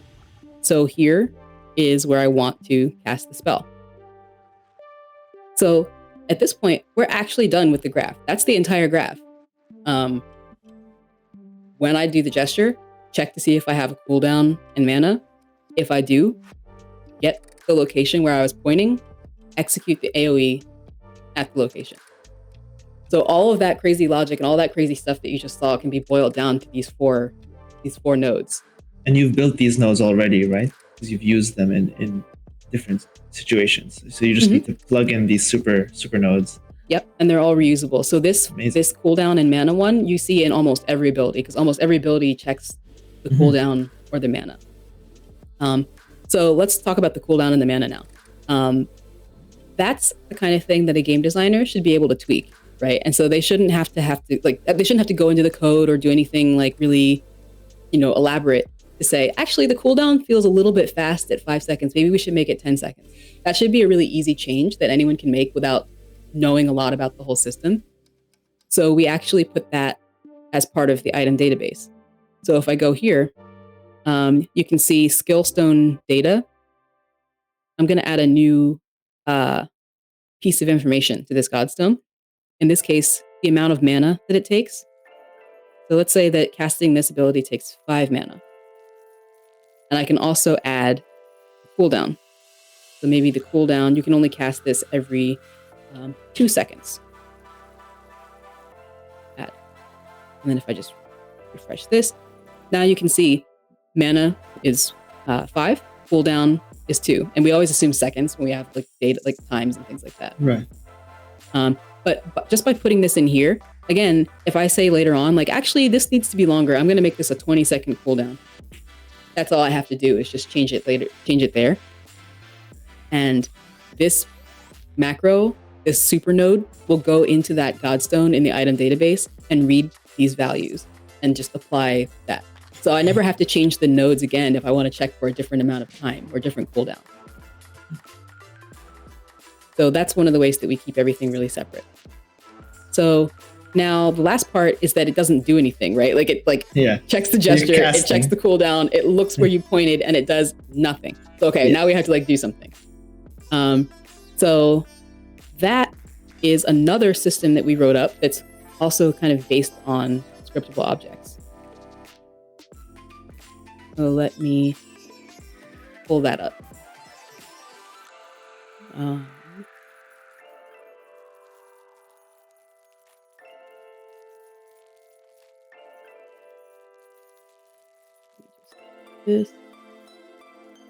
So this is how we build our AoEs and status effects.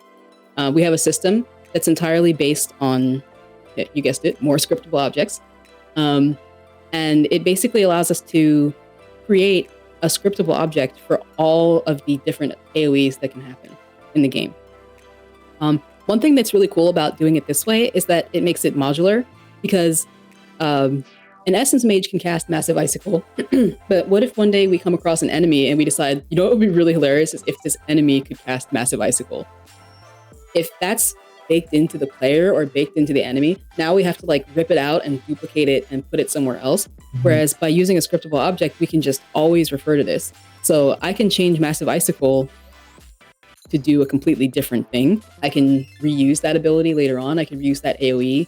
I can reuse those status effects. So again, that's something that's really important for an MMO. So like things like status effects are repeatable. You'll recognize that a given ability applied an effect to someone or to something. Right. You want to be able to recognize like a stun effect versus a hold effect. Right, exactly. Right, exactly. Rather than rewriting that every single time, it's like, that's like a construct in the game now. Like, we all know what a stun looks like. Yeah. That's like a thing. And multiple people can apply a stun. A player could apply a stun to something. So that's the type of concept. And it becomes very important vocabulary for the players as well, right? Within the game, like these recognizable terms. Exactly. Exactly. So let's make an AoE. I'm gonna go ahead and cheat again and just duplicate Massive Icicle. But it's Lauren's Icicle, which is a completely different and cool spell. So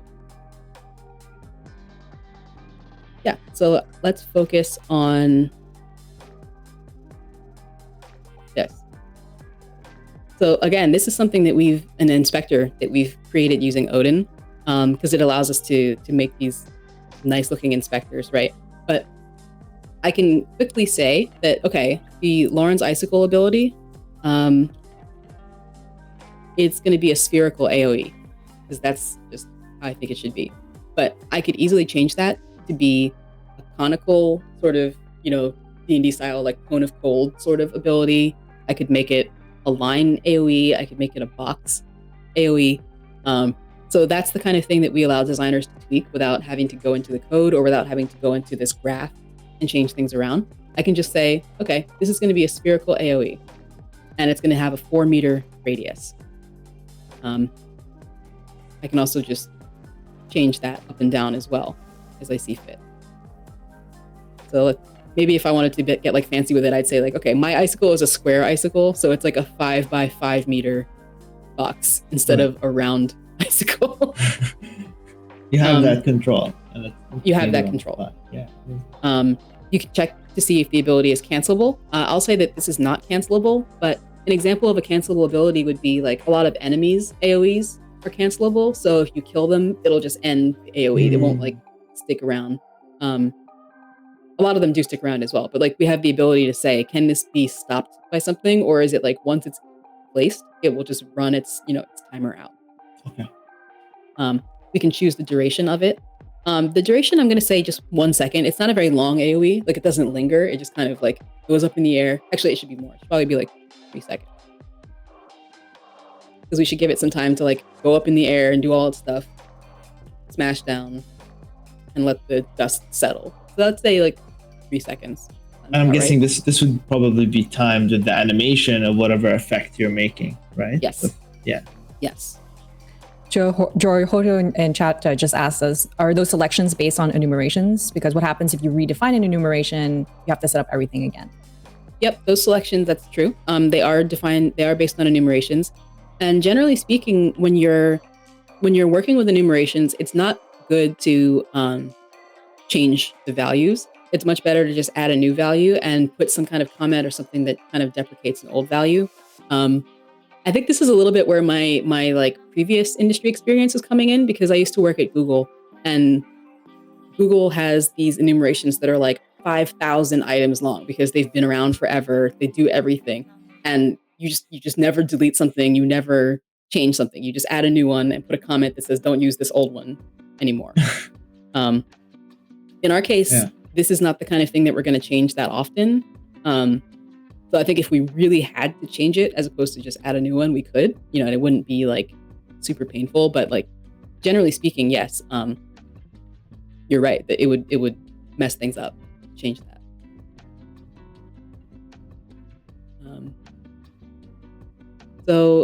One of the things we can do here is also this checkbox for defend projectiles. That basically means that like, can enemy projectiles come through this AoE?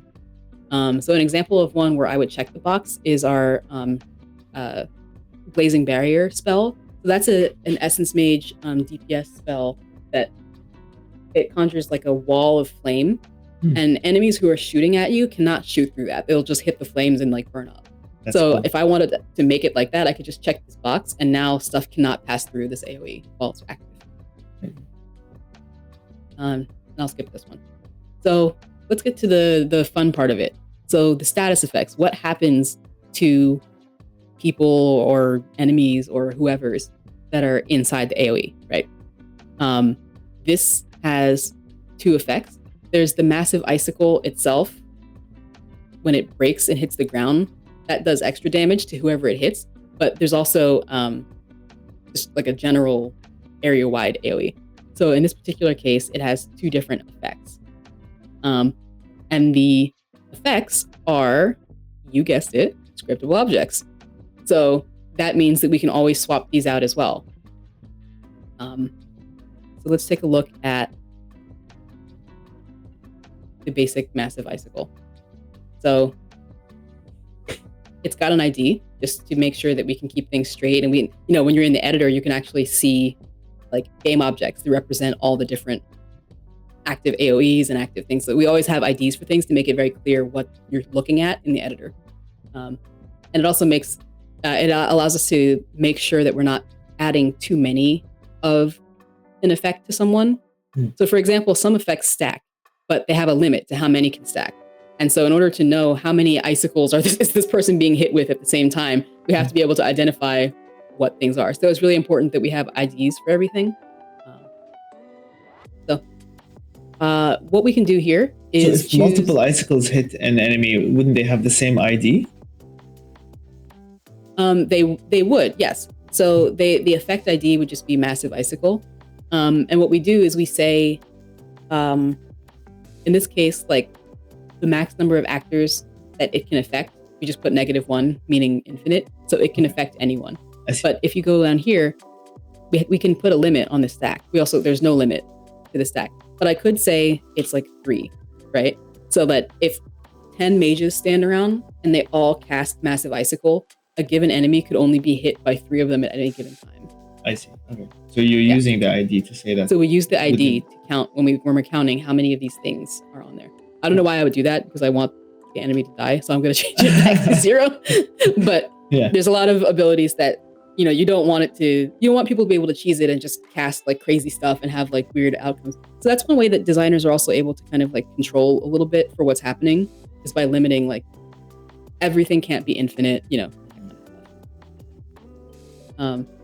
So up here, I can choose what type of actor this spell will affect. So in this case, this is an enemy affecting spell, but it could also be a kind of spell that affects yourself, or it could affect allies, meaning other players. And we use a list of enumerations. You'll see us do that a lot, because a lot of times there's several options. Like this could be an enemy and self spell. Again, changing it to do this would basically mean that if you're standing inside the massive icicle, you will also take damage because it will affect enemies and yourself. Or if you really want to be chaotic, change it to enemies and allies, and just anyone in the icicle is going to get damaged, regardless of like whose side they're on. But I'm not going to do that. I'm going to be nice. They only affect enemies. They only damage enemies. Are there any spells that have friendly fire activated? Yeah, actually. So our Essence Mage tank class does a lot of like, what's the word for it? Not vampiric abilities, but like Lifesteal? Lifesteal and things like that, or like there are things that will damage you, but it will also damage the enemy, things like that. So the Essence Mage tank has a lot of that, but the healer doesn't really do much of that. It's pretty straightforward, I'd say. So in this case, I'm gonna just let them stack infinitely, you know, because Massive Icicle is the kind of spell that like anyone can cast it, and if anyone casts it and it hits the enemy, it should count. There's no like maximum number of icicles that it can hit at any given moment. But I do have the ability to do that. I can skip through some of this stuff. The effect duration, it doesn't really have a duration. It's kind of like an instant thing. So these durations don't really matter. But if this was a spell, for example, here's an example, an enemy being on fire, right? Enemies who are on fire for exactly 4.1 seconds. And then the fire effect ends. So this is an example of like when I would use a duration and a lingering time. But in our case with the icicle, there's no real duration. It's just an instant effect.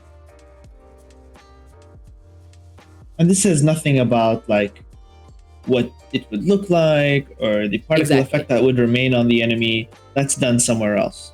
Exactly. This doesn't really concern visual effects. It doesn't concern sound effects. That's on the previous scriptable object, the AOE one. Yes. You can kind of hook up a VFX object to that. But at this point, what I can do is just show you the actual, how do you define effects? So here's how we define like, what does a massive icicle hit do? What happens when you get hit by a massive icicle? So up until now, we've confirmed what is a massive icicle, who can it hit, how many of them can it hit, how many can it hit at the same time, how long does it stay around? But we haven't actually just said, what does it do when it hits you? Yeah. So that's what the effects data is. It's like, what is the actual effect that happens? So, excuse me, we can do, some effects are over time. Again, I think the on fire enemy is an example of overtime. They'll continue to take damage continuously over those 4.1 seconds. But for the massive icicle, it's a one-time hit. So you can just say that it's not over time. This is not a temporary effect. It's a permanent effect. So you're affecting their health. We have abilities that are temporary. So they'll do things like temporarily boost your attack, or temporarily debuff an enemy's defense. But in the case of doing damage, that's a permanent thing. Like I just did the damage and now your health is permanently reduced unless you heal or something. We can choose what effect, what attribute this effect will change. So it will change the enemy's health. But there are other things the enemies have as well. You can do things that affect vulnerability. That's that stagger, that yellow bar that Andy was using a lot, and like staggering the enemies, that Final Fantasy bar. There's stamina, there's shield, essence, which is mana, and rage. So there are all different types of things that a given ability can affect. But in this case, we'll just keep it simple, just do damage. So we'll just do health. We have the ability to do lifesteal. I won't dig super deep into that, but I could choose a lifesteal option from here to say that like every time I do this amount of damage, I should also steal that amount of that attribute as well. But I'll just keep it simple and say no steal. And then finally, the modifier. How much of this thing are we doing? So in this case, this is a pretty powerful ability. It does 150 damage. So we're adjusting the health of anyone who's hit by it by negative 150. And then the second thing that this does is it does a good amount of stagger. It fills up their stagger meter. So it's going to be the exact same thing. It's an instant effect, not over time. It's permanent. It changes their vulnerability or stagger, and it changes it by 100. So the end result is that anytime you're caught inside of a massive icicle, you'll take 150 damage, and you'll get 100 points of that stagger bar filled up. I really like how you have the distinction between amount and percentage in the damage. So you could have a skill or an ability that was half the enemy's health. Exactly. And it won't matter. Yeah. So if you ever need to change one of these parameters, say you come up with a new idea, you can add to this inspector, right? And it won't affect all your previous abilities. Right. So again, this is a really good use of Odin. So this is a list. So each of these things are one individual sort of effect, and I can add more things. So let's say I decide that I want to be extra mean, and I want this ability to also, let's see, decrease any rage that they might have. I could just add something like that on, and it'll only affect this one. So I haven't affected anything else. But anything that uses this massive icicle effect will be changed. In this particular case, because massive icicle is a very specific thing, we made one scriptable object that just represents massive icicle. But I keep going back to the on fire status effect because a lot of things can inflict on fire, right? So there's a lot of spells that are like, the effects are it does 100 damage and it knocks you back and it sets you on fire, right? So we have those as concrete building blocks that we can just reuse over and over again. So here's an example of on fire. It's overtime. Every second it will tick and do 40 damage while you're on fire. So now that I kind of talked about that, let me go back to my actual ability that I was working on. So my 5x5 pool icicle box, as opposed to the 4-meter spherical icicle, I'm going to put these status effects on there. So I've got the massive icicle. I'm not going to go into this one. It's a similar sort of scriptable object for another effect, but I could add as many effects as I want. So maybe my icicle is really extra and it also sets you on fire somehow. I could just add that if I wanted to. This list. These are all the status effects that happen inside of that AoE. So, this is something I actually really, it's a minor thing, but I actually really like it. We just put a string in here. This string is not read anywhere in the game. It's not read anywhere in the code. It's literally just a developer notes box so that we can leave notes for each other if we do something that's not really obvious or anything. It's completely cosmetic. It doesn't actually make it into the game ever, but I could just leave a note for Colin. I love that though. Yeah. The next time he comes in here. Those little quality of life things. I'm sure it makes a big difference. Mm-hmm. So you're not just saving those notes in another program that you have to constantly cross-reference. It's just all there in editor. Mm-hmm. Yeah. And it might be, obviously I'm joking about the high Colin thing, but there might be a really good reason for me to leave a note. This sets enemies on fire because it doesn't play by the rules. It's a cool icicle. Yeah. So if that looks weird to you, it was intentional. Right. It's not a mistake. Okay, cool. So the final thing is VFX.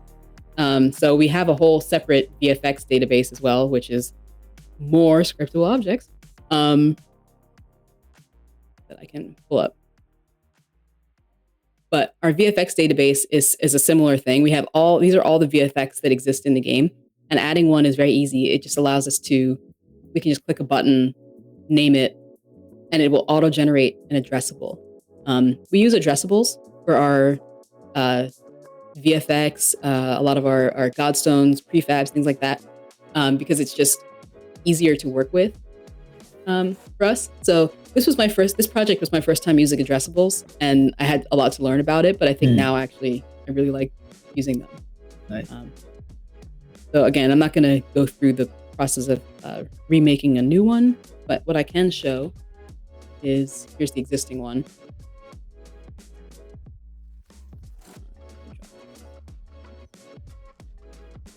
The window is just slightly, there we go.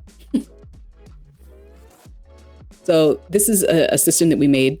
So again, it's another kind of scriptable object plus Odin superpowered window that we've made. that makes things a lot easier for people to create things.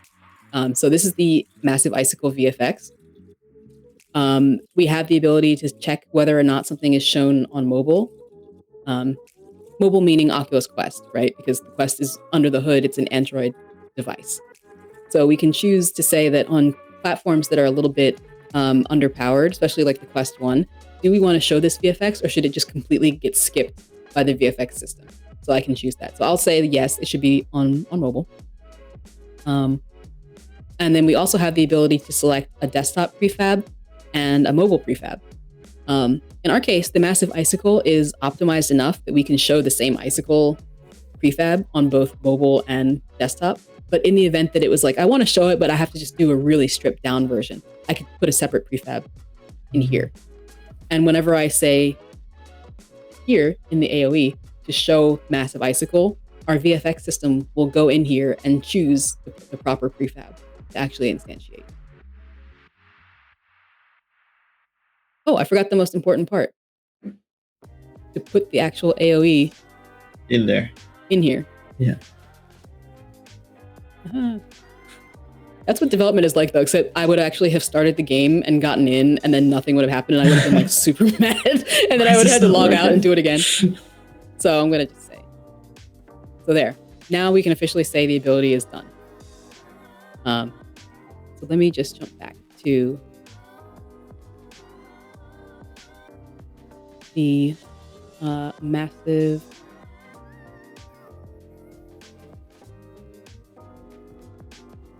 there we go.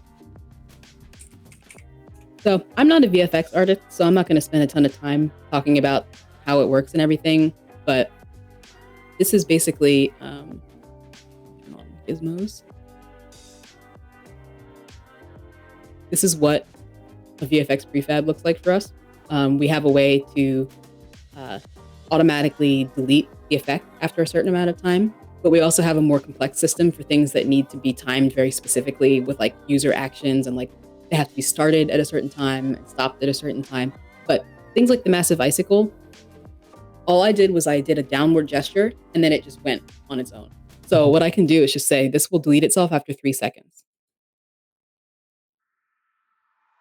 Oops. Sorry, I missed it. I'll show it again.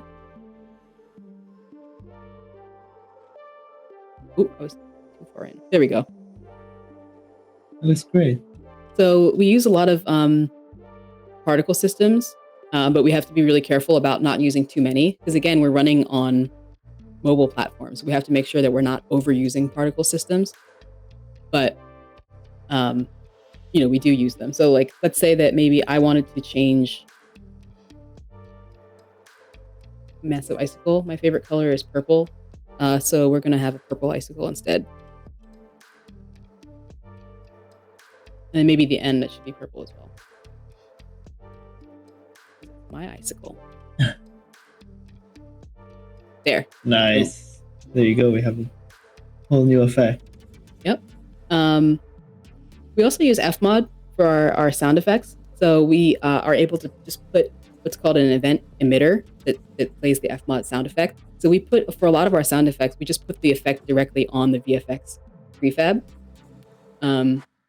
Because it's a one-to-one, when you see the icicle, you hear the icicle. So we just put the effects right on there. There are other times where we also play the sound through code, but for a lot of cases, it's like, it doesn't have to be more difficult than this. So, we don't make it more difficult than that. So that's it. So if you were to play the game, you would level up. You would get the awesome icicle, and you would see the purple version of the VFX when you cast it, and it would also set people on fire because I felt like it. That's why I like that it's purple. It's like a mix of blue and red. You get the purple icicle. Fire, nice. I'm wondering. Earlier, you had mentioned that like within one ability, you have certain effects that are happening server side and some that are happening client side. Can you dive into that a bit? Yeah, let me pull up. And I know chat was also curious about that. I saw a few questions. Mm-hmm. I think Circuit Lord Jordan is in chat answering people, but yeah, we'd love Jordan. What's up, Jordan? Yeah, I can talk to that a little bit. So we let me actually start here. So this Godstone prefab that you see, that exists on both the client and the server. So on the client side representation of the player and on the server side representation of the player, somewhere nested under there, you'll find a Godstone massive icicle halfway game object. That's because in the item database, we have this option here to run it on the client and the server, which is checked in this case. So what this means is basically that when I detect that you tried to cast the spell, because that's a client side thing, I have to detect that your controller closed the grip, that your controller moved. That's all very client side based. So if I detect on the client that you tried to execute the ability, it will execute this tree. It will execute this tree on the local one, and it'll also send a request to the server to start executing the server side one in lockstep. And so some things actually work on the server, and some things only work on the client. So as you can see here, execute AOE. That is a server side node. So what's really happening under the hood is that when I go like this and I pull down, it's going to execute this exact tree on the client and the server. The ones that are labeled as server only don't do anything on the client. They just get skipped. And so the reason we did this is because it's important to have things be server authoritative, meaning that the server controls whether or not they happen. The danger of having things be client authoritative or controlled by the client is that if you let things be controlled by the client, then people can just hack and just do whatever they want, right? They'll just be able to like spawn a million icicles and like do random damage to random enemies and just kind of control everything. So things that affect the game in a meaningful way, we want to control that on the server. So things like doing damage, casting abilities, things like that. So that's sort of how we split it up. So the server side version of this will check the Godstone mana, it'll check the cooldown, and it will execute the AoE as opposed to the client side version. Thanks there are some abilities that are mostly client side. For example, teleporting has a lot more client side logic because you have to physically move the person's character somewhere. So that's something that we do a lot more client side work on. Whereas things like casting spells are very server authoritative. Basically, I'm just pointing and telling the server I want to cast it here. That makes sense. So there's not one rule that applies to all the spells. It depends on the specific spell. What that spell is doing. Okay. Great. Thanks for diving into that. You also mentioned, not using too many particle effects because you have to think about that, like optimization as well, especially since you're going to be on mobile. We know that you're using dots in your project. So I wonder why dots made sense for an MMORPG at the scale for your team and how it helped.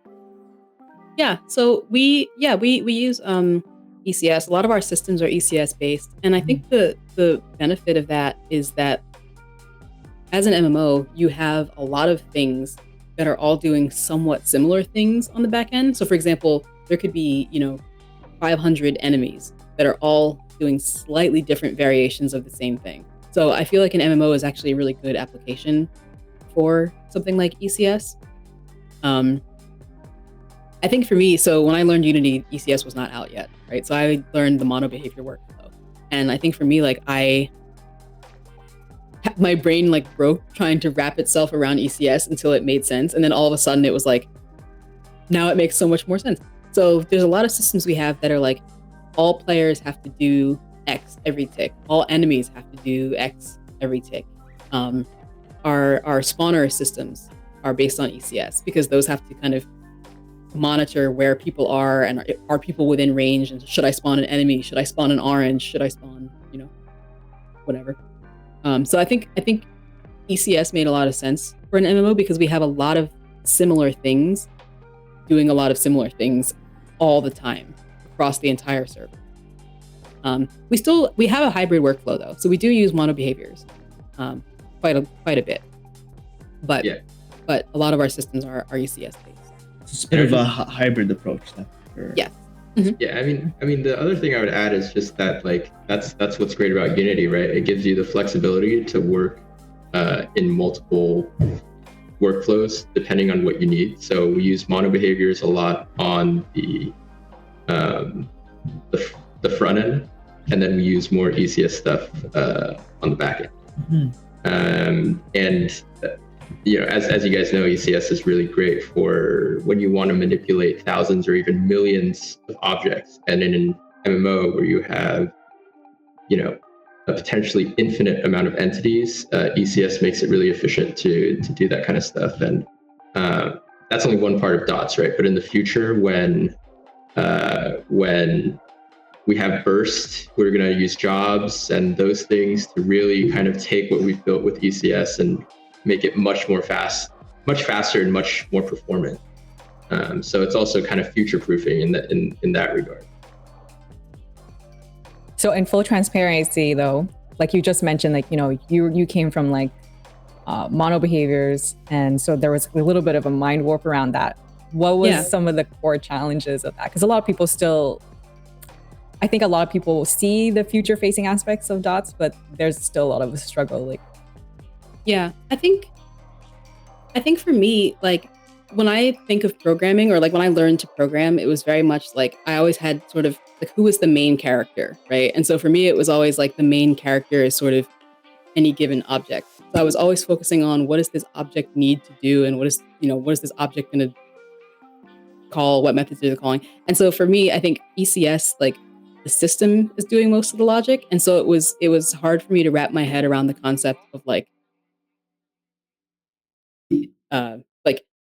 each enemy is not doing something. The enemy system is moving all the enemies at once, or doing something at once. So I think for me, it was that system part that was really hard to wrap my head around, because like ECS, entity component system, the entities actually were not the part that I was struggling with. I think it was the systems and moving the logic into systems that was hard for me.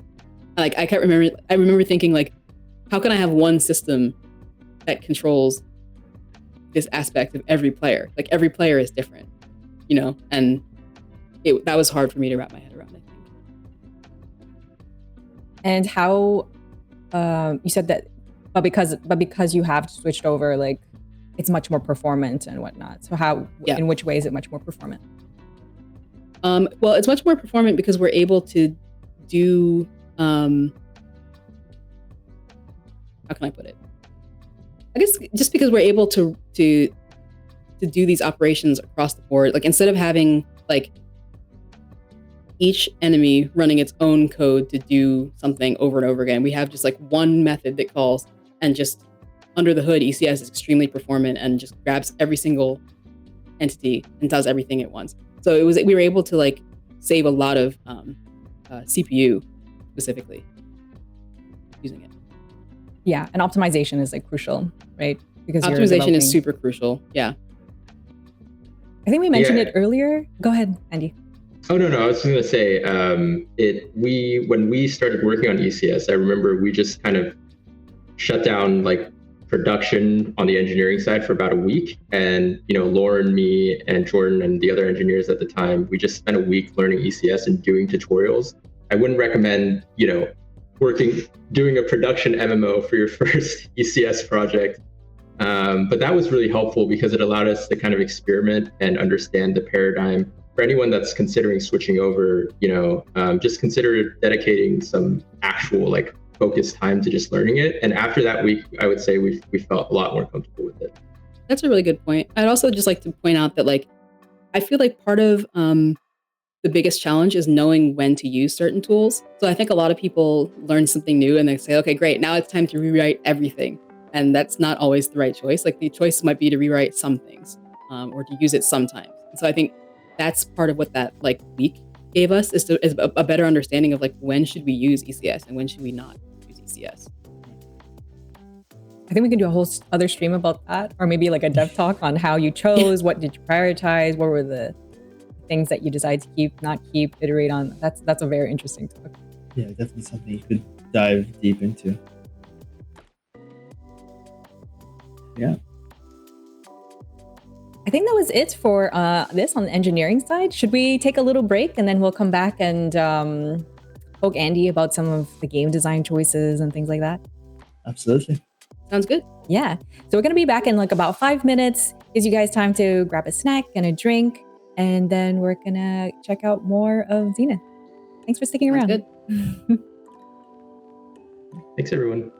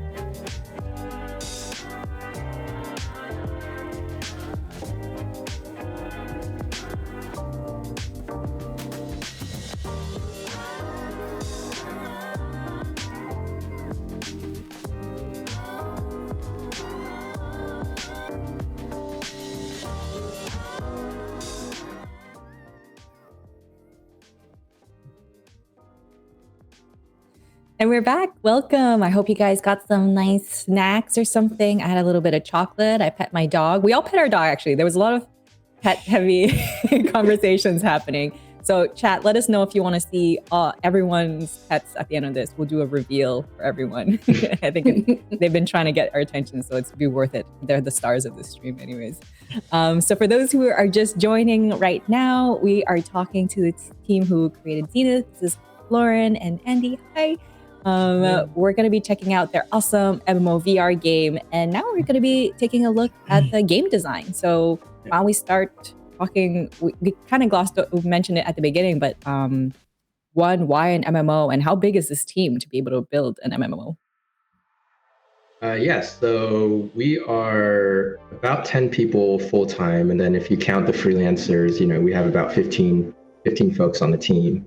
And that would be a decent sized game team for certain types of games, but it's super small for an MMORPG. And so we've had to be really, I guess, clever in some ways to be able to actually build this out. And what that actually means in practice is just that we focus on creating a lot of repeatable content. So things that can be structures that can be used over and over again in novel ways in order to facilitate, gameplay that you can kind of do in multiple tiers. And so, example of these are things like our repeatable quests or bounty quests that you can take up one at a time, but it allows you to repeat and do it over and over again so that you're getting the level. But we also combine that with some linear story content to keep it interesting. But our design, based on the constraints and the size of the team, the design necessarily has to be, we really have to think carefully about every piece of content we introduce and make sure it can be used in different ways, and we can reintroduce it in refreshing new kind of perspectives. What does your content strategy look like? Do you plan it all together as a team, or? So the way that it kind of works is that, we have, it's a very collaborative process. So everybody's kind of involved a little bit in the game design. We have Colin, who is our lead designer on the team, and he's really awesome. And he's typically what happens is Colin and I will sync up. We'll figure out what is reasonable from a content perspective for each milestone, and then we'll scope work out based on that. So for example, in the plane scene that we were in at the beginning of the stream, we have a set of bullet points that we have to hit in order to be content complete for that scene.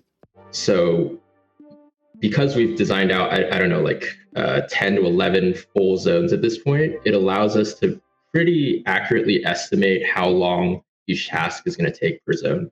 So for example, we'll say enemy population for planes is one task. Public events for planes is another task. Putting oranges and fruit and basil and gatherables, that's another task. And so we'll just like enumerate all of these things, right? And then we'll start to kind of parcel that out. So occasionally I'll jump in on some of the tasks. Colin is basically leading on the content side, but we also get people to help out whenever they can. Like for example, artists will have a much better eye visually for where trees should go and things that look more natural and less mechanical, I guess. And so sometimes we'll have the artists kind of place the spawn points for the trees in the scene, and then we'll go back in and polish it up. But it's overall, I think it's a really iterative and collaborative process, and it's allowed us to build the game in a way that feels more like, in many cases, like a tech product. So we're doing agile, we're doing sprints. It's not as waterfall as you might expect with a game and MMO of this size. It's not just like, okay, then we have the zones, then we have these systems. It's much more like, okay, this week we're going to do this content. How does it feel? That informs what we do the following week in terms of engineering and content development. And so a game like this, the thing is, for me always, and I see this criticism with really, really popular games, is users always want more content, right? And this game's not even technically released yet, and they're like, people constantly want more content. So besides like quests and new characters or new abilities, what other things, sometimes there's, hidden things sometimes that people can add. So there's people just start having replayability of their like things. The end game content, because people are gonna like try to like they'll play through everything and then they want more to keep them going, right? So. Yeah. And so I think it was important for us to realize that this wasn't going to be, this isn't a game where we're going to fire and forget. Once we launch, there's not going to be any more content. We're building the structures in place to allow us the scaffolding to build a lot more things after launch as well. So there's nowadays with any online game, you have to have like a post-launch kind of live ops calendar all set up and ready to go prior to even the final approval of your base game. You're supposed to plan out like 6 months in advance, have that content ready to roll out as soon as the game goes live. And so we think about that kind of stuff a lot, in terms of, just as an example, we've had our second alpha, we had people hit level caps within a day. Literally a day, people hit level. They played for literally 24 hours straight, and they found an exploit where you can get you can just repeat this event over and over again. So they would there's this boss that they would leash out of bounds, and then they would kill the boss. And because you killed it while it was out of bounds, the timer wouldn't reset, so he'd instantly spawn again. And so they just run back in, kill it again, run. Leash it out of bounds. Yeah, kill out of bounds, go back again. And then, they were hitting level 40 that way. And so I think for an MMO, PvE MMO specifically, the content treadmill is always going to be an issue. But two of the ways we think we might combat this in the future, right? We're very excited about things like PvP. We understand that that's going to be a huge feature, and it's not something where we just turn a flag on and allow people to hit each other. But if we could have like really balanced PvP and commensurate rewards for those types of things, those are kind of self-balancing systems that enable a game to have a lot more longevity. We can also think more on the player side in terms of, crafting and housing and even UGC eventually, right? The ability for players to kind of build their own homes. That's really exciting for us because we're not just trying to build kind of a classical MMO experience where you're just grinding to the end game, you're doing all the raid bosses, and then you're done with it. We want this to feel like a real living, breathing world. So maybe you go in and you can gather wood and then you can kind of build your own house, and it's like physically in a corner of the world that people can visit, or you can kind of grow, you can do some gardening, grow plants and things like that. I think with especially with Minecraft, it's shown that there is a lot of interest in massively multiplayer games that aren't just about a linear grind to the end, but also allow for some player expression and creativity. And so those things are the things that we think could be important in the future. But of course, Zenith is also still going to have all of those end game progression grinds that people are used to. For example, huge end game raid bosses, instance content, which I can show you guys in a bit actually, to really hone in on people that are looking to get that classic MMO grind. We have various systems at the end that support that. I mean, it's already hard for MMOs. Like, we know this. So many MMOs were put on ice over the years from much bigger companies because thinking of this is like really challenging. And you have the additional challenge of VR. So when you think of content, does the VR element come into it as well? Absolutely. That's actually a great question or a great comment because one of the things that excites us about VR is it's still in its nascent stage. So we have the opportunity to experiment as a smaller team and build things that really are kind of unique experiences that people have never seen before. As the industry kind of consolidates and kind of AAA companies like Blizzard and Activision, they start getting deeper in, and it becomes viable for a team of 1,000 people to build an MMO, that the whole strategy will change. But right now, we think the sweet spot is a small team that can come together, run really efficiently, and build a game that can turn a profit because we're running so lean. And that's like VR as a business landscape of like, there's a unique opportunity right now for small talented teams to build like the next Ultima Online, for example, which was like, UO was one of the first MMOs, like from a MUD to an MMO, right? And that started with a team of 6 or 7 people, right? So when people think about MMOs these days, they think about WoW or Black Desert, these huge 1,000 people operations, but the original MMOs were actually like 10 to 30 people. And that's the kind of company that we want to build. And the second part of it of like, does the VR side ever come into it? Yeah, absolutely. So we think VR is just so interesting from a content perspective because you can really kind of, you can interact with the world in a way that feels much more visceral than you would on a desktop. So for example, you can walk up to a lever and pull it down, or you can push a button or manipulate objects in physical space. And that feels really fresh and novel. And so we're always looking for ways to incorporate those types of interaction mechanics into our game. I think actually you brought up something so interesting, and I'm noticing it now this week. VR games were always something of a novelty to me. And then talking to the 3 creators that we had this week, they're thinking so interestingly about the technology as well, because they're not thinking of it as like a single one-off experience. It's like, how does it have longevity?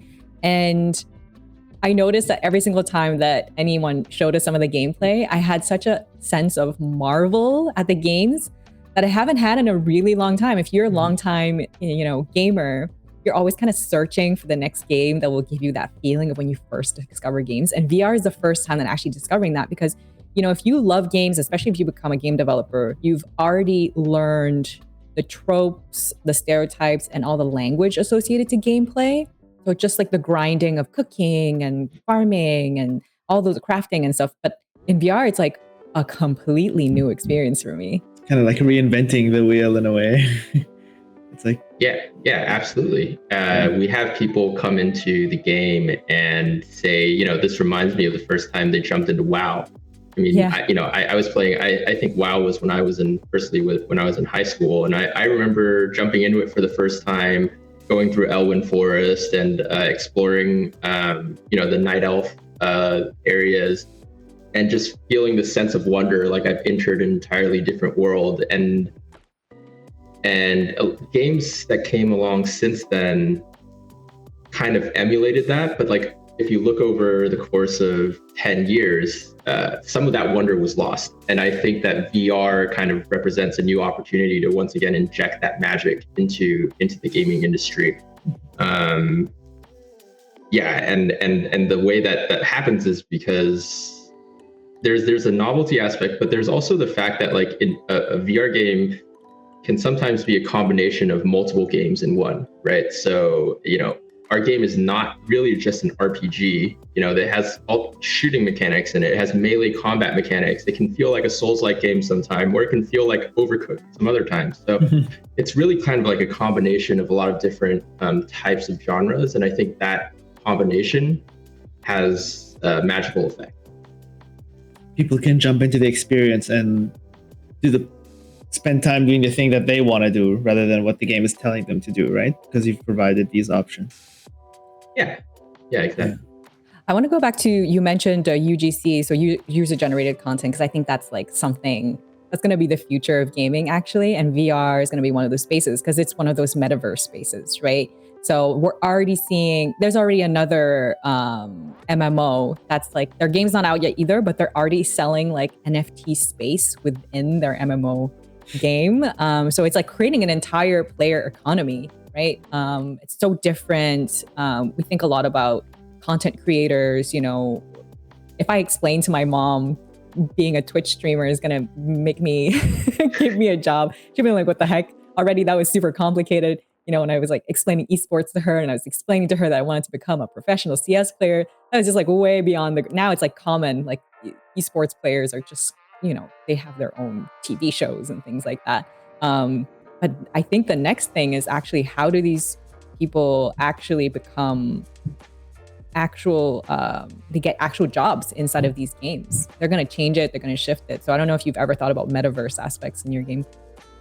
Yeah, I mean, metaverse is a loaded term right now, and it falls in and out of favor. But right now, it's in favor. So I definitely do think about the metaverse a lot when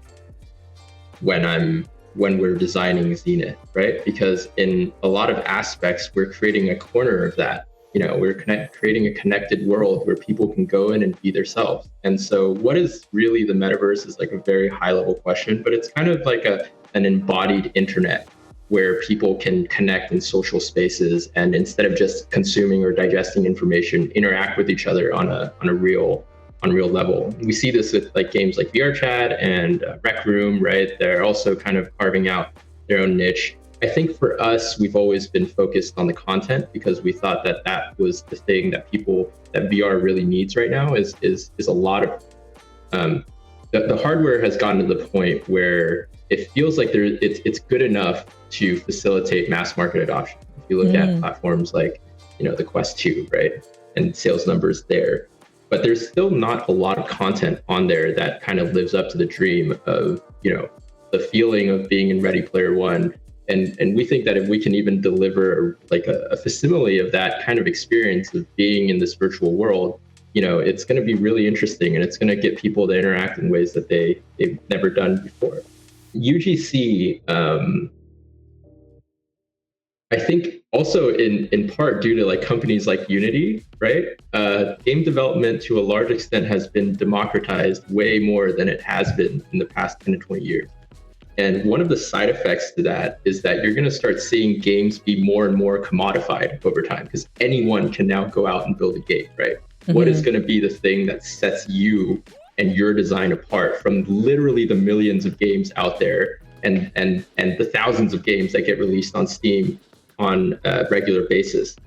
And so I think, I don't know what the answer to that is, but it's clear to me that increasingly personalized experiences that don't necessarily appeal to millions of people, but maybe, you know, I create a VR chat room or you know, do some UGC and Zenith that like I share with my friends, and that's cool. Like I spent a week or two working on it. I didn't have to like throw my life away and spend, you know, 2 years building an MMO to do something like that. And that's the kind of thing we want to facilitate for our content creators or streamers and also our players.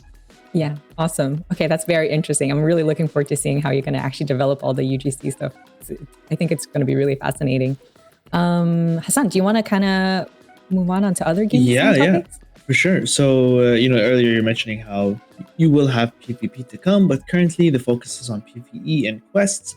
I'd love for you to dive into your quest design and your thoughts on designing quests and how you go about it. Yeah, sure. So we have a bunch of different quest types, and the idea is that we have breadcrumb quests and story quests that kind of lead you from zone to zone. And those are the more linear quests that you kind of do once and you complete, right? But those are the things that are getting you to explore the world, see the new content, and almost serve as a tutorial to teach you the ways that the game works. In addition to that, we also have public events that are scattered all throughout the world, and we have like really many interesting types of public events people can complete. Like, you know, we have a control point public event, we have a defend public event, we have like gathering events and just like skirmish events and things like that. So things that are events that we can kind of templatize and drop all over the world. These are kind of quests that people can complete together. So if you've played Destiny, this will probably be somewhat familiar to you, where you can go to a rally point and, you know, complete a public event. And so the idea is that in order to level up, you have to do a mixture of both the linear content as well as the repeatable content that's like scattered throughout the world. So the linear quest will get you there, but then you have to kind of partner up with your friends or random strangers to complete quests and level up. In addition to that, we layer things like bounties and repeatable quests. So things like that are procedural in a certain extent, kind of like kill 5 monsters, kill 5 sophids, or kill 3 exiled, or what have you, that kind of repeat every time you take on the quest. So you have these, you know, 3 different loops that that all layer on top of each other. So you're going after several goals at once, which will keep people hooked and playing the game. So the linear story content, I think, would be, well, I think maybe we could learn if you want to drive, just walking people through the first quest, which is the one I think I did earlier. Mm-hmm. And then we can get back to the more high level stuff. Sure. And also feel free to ask any questions, I guess. Yeah, so we'll share Lauren's screen now. We'll cut to that. So you're going to show us the quest engine in editor, or will we be looking in the game? We're going to be looking at it in editor. And then you guys actually saw this quest earlier, so I thought it'd be pretty cool to kind of show you how it was actually built in. Perfect. And I believe you used Quest Machine? Correct. Okay. Yeah, Quest Machine, a modified version of Quest Machine to support kind of multiplayer interactions, which Lauren built, kind of just to sync the data across the network and store it in PlayFab.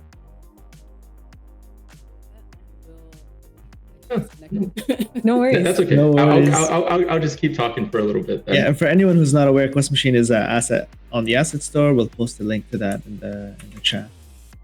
It's also the thing that Disco Elysium used, if any of you guys know that game. They use Quest Machine to build all their dialogue trees and things as well. So it's obviously a very powerful tool. I think earlier someone asked about what the backend looks like. You're using Spatial OS for all your multiplayer kind of stuff. Yeah, we're using Spatial OS for like the game logic backend, and that is running a Unity container. So it's still like Unity code in the backend, but we're using Spatial to kind of do the orchestration and to stitch together the different parts of the world. And I think we so yeah, I mean that's kind of how we use it, and then all of our quests are built off of Quest Machine, and public events are based off of Quest Machine as well. So it allows us to use one interface to design a ton of the content, and we also made it so you can duplicate and templatize each quest. And so Colin and our design team can easily kind of just go in there and create hundreds of quests based off of existing templates. We'll be cutting to Lauren's screen shortly. We're back up. That really early quest. Yeah. Yeah, right now you have the live stream. Oh, perfect.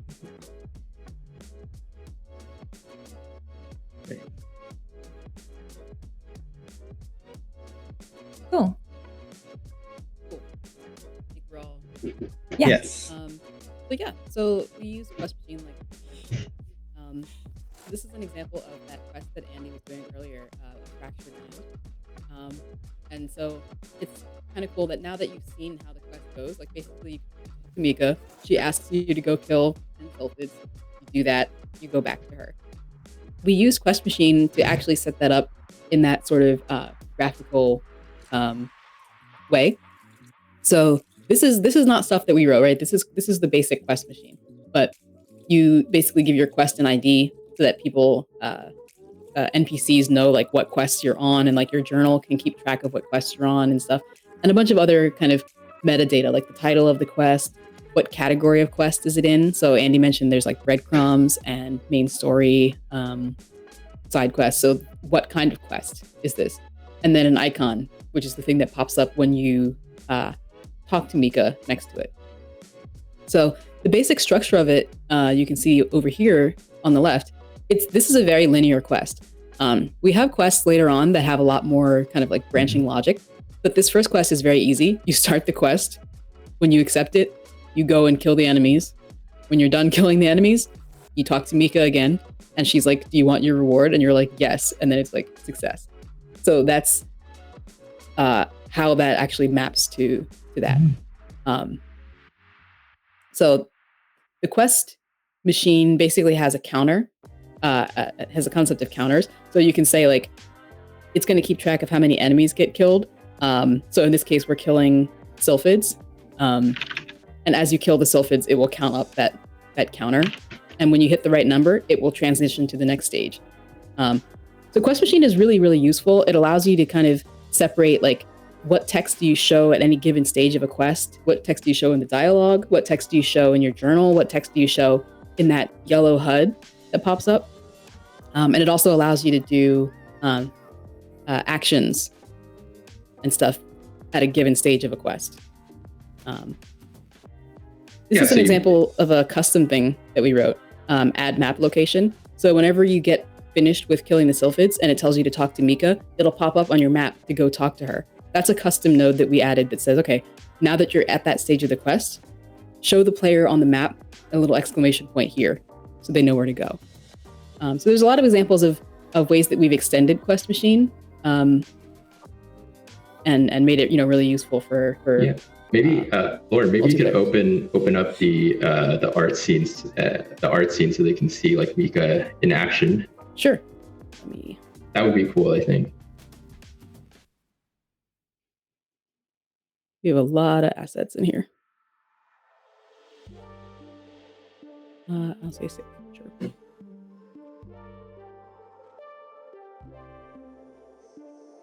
And then there's, I think, is Mika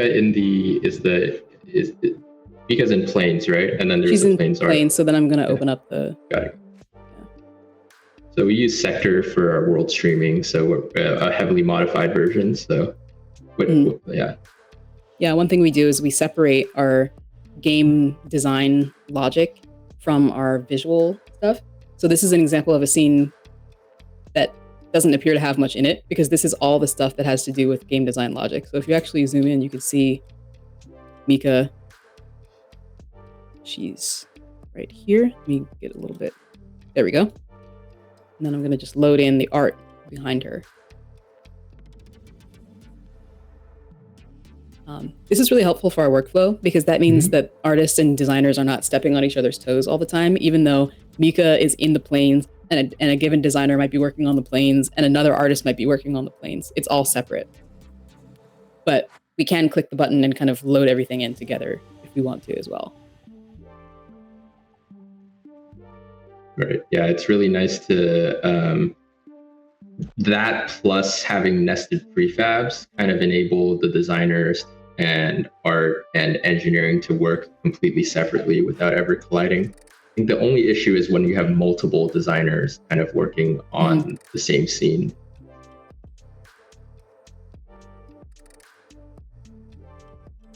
You can also see this scene is fairly hefty, so it means that people don't have to load a giant scene every time they want to change an NPC. It's a half. It's 500 by 500 meters, so half square kilometers. One area. This is classic. It only happens on Don't worry stream. about it. It's the audience's fault. Yeah. That's the pet's fault. It's the lack of pets. Yeah, the lack of pets. That's okay. I have a question while we're waiting for that to load up. Sure. Will servers be region locked or international? One of the best friends is Canadian, while I'm British. So could we play together?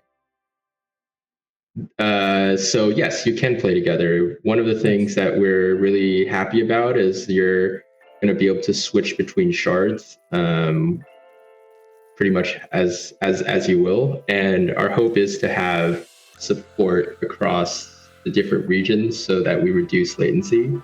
So you can play on different shards even if you're not living there, but just keep in mind that if you're, in the UK and you jump on a US East server, it might be a little bit slower. But we don't want to like region lock people for sure. Yeah. Cool, thanks. So we are loaded up.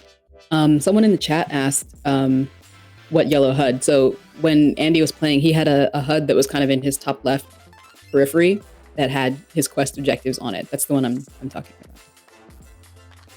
about.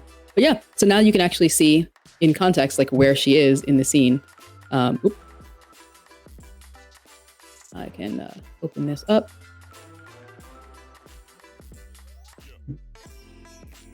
So what was it that you wanted me to pull up, Andy? No, I mean, I think this just kind of showcases, like, if you look, for example, on this NPC, you can see the quest that she offers. I see, yeah. A fractured land, and then you see the price of war.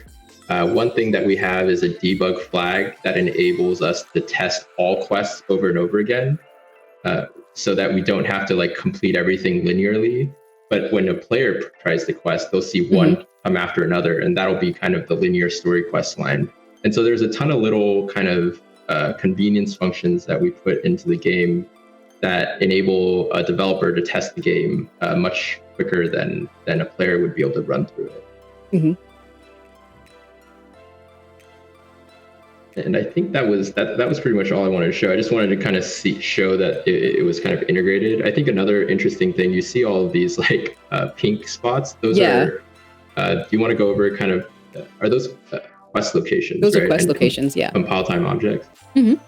Yeah, I can jump into that. I can just do a quick overview of that. Yeah. So one of the issues that we were having with design is that it's hard to deal with objects that are in a scene, but you want to refer to them outside of the scene. So what we did was we came up with a system called compile time objects. That was actually based on a Unity dev post. But the compile time objects are basically a separate database that exists that I can just show you really quickly of game objects. And so basically we set up a GUID, a name for it, we know what scene it is and where it is. And that's stored as my favorite thing on earth, a scriptable object. But the point of that is that it means that we can reference it from places outside of the scene. So like, for example, in the quest, or in a quest, I guess, if I open up The Price of War. The Price of War is a quest where you have to visit 3 locations and then go talk to Mika. So, for example, this location, we know that you have to visit a location. But it's really hard to reference something from inside of a scene without having the scene open. So the compile time object, it allows us to basically have a list of places. And then that place corresponds to one of these. So farmhouse plains. So if I go back to the scene. So what this means in practice is that designers, like Colin, for example, can go in, he can drop this game object into the scene, label it as a compile time object and say, this is the farmhouse from The Price of War.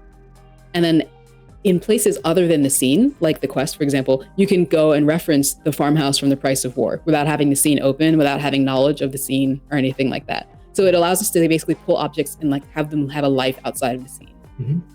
So that's what all these pink objects, these pink things are. If you zoom out and see and look at the whole scene, anytime there's quests that have locations that you have to go to. This is also an example of kind of like editor scripting, like just putting these pink blobs on there. Like that's something that we did to make it easy to see where you're placing these objects.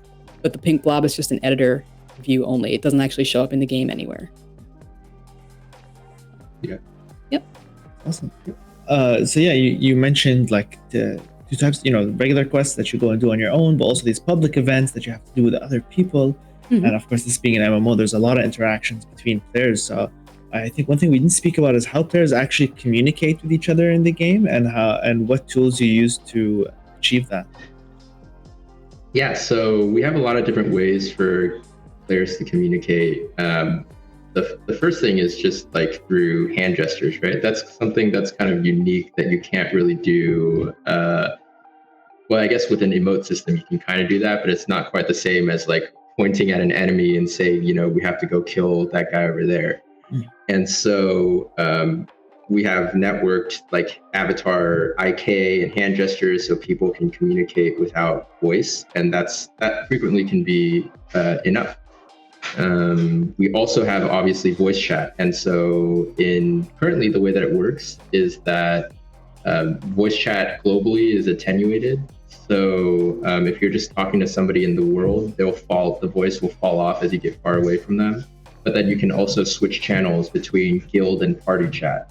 So you can communicate with your party or your guild mates, and that channel will then be kind of global. It'll be a global voice chat channel that you can talk over. And of course, that also raises the concept of guilds and parties and friends. So we have several social structures that are pretty nascent right now, but are feature complete for an MVP, right?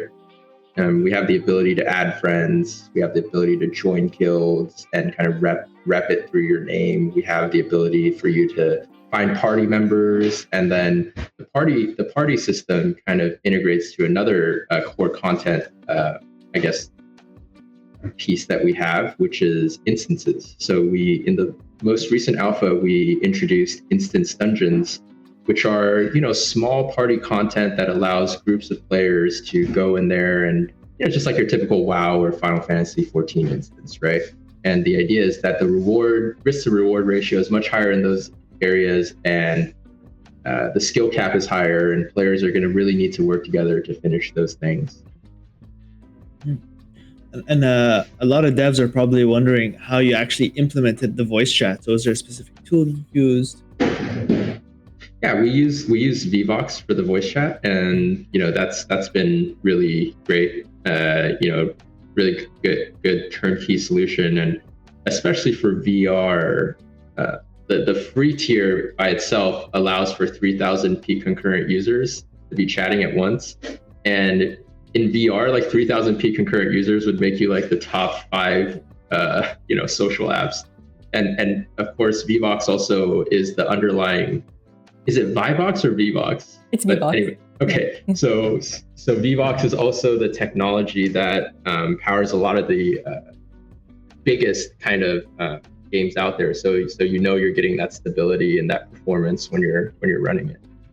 I think the spatialized aspect of it is really cool. From the it's fun to work with as a developer, because we have, I think Andy mentioned different types of voice chat. There's like kind of the party style where it's just like everyone is the same volume and there's no attenuation, and then it also allows you to do the 3D spatialized one where if you're in the world, you hear people moving around you as if they're Nice.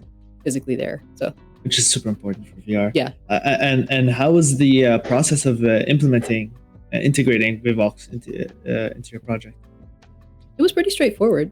At least from an engineering perspective, it was pretty straightforward. They have a Unity SDK, so it's really nice. You can just drop it in and get started pretty quickly. Nice. Yeah.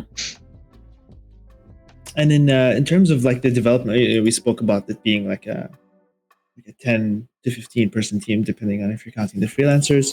And of course, everyone is working from home, working remotely, and you have to do a lot of like, many developers would use Git or Plastic. I believe you used Plastic on your project to work together. Mm-hmm. Can you talk a little bit about that and the choice to use Plastic and how that's been for your project?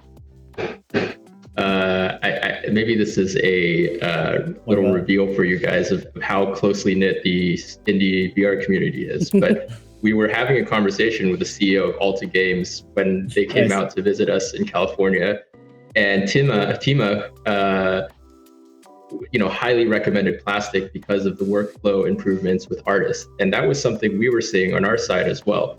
Which was that for engineers, it's usually fine to use things like Git and GitHub or SourceTree. But if you mess up even slightly the way you're committing things and meta files, it can completely bork the repo. So several times a week when artists were committing, and it's not their fault, right? This is not like their day job is not to like look at source code repositories. And so it was causing like hours and hours of engineers going back and forth with artists to unfork it. And Plastic has this like really excellent kind of GUI interface that just enables us to move a lot faster.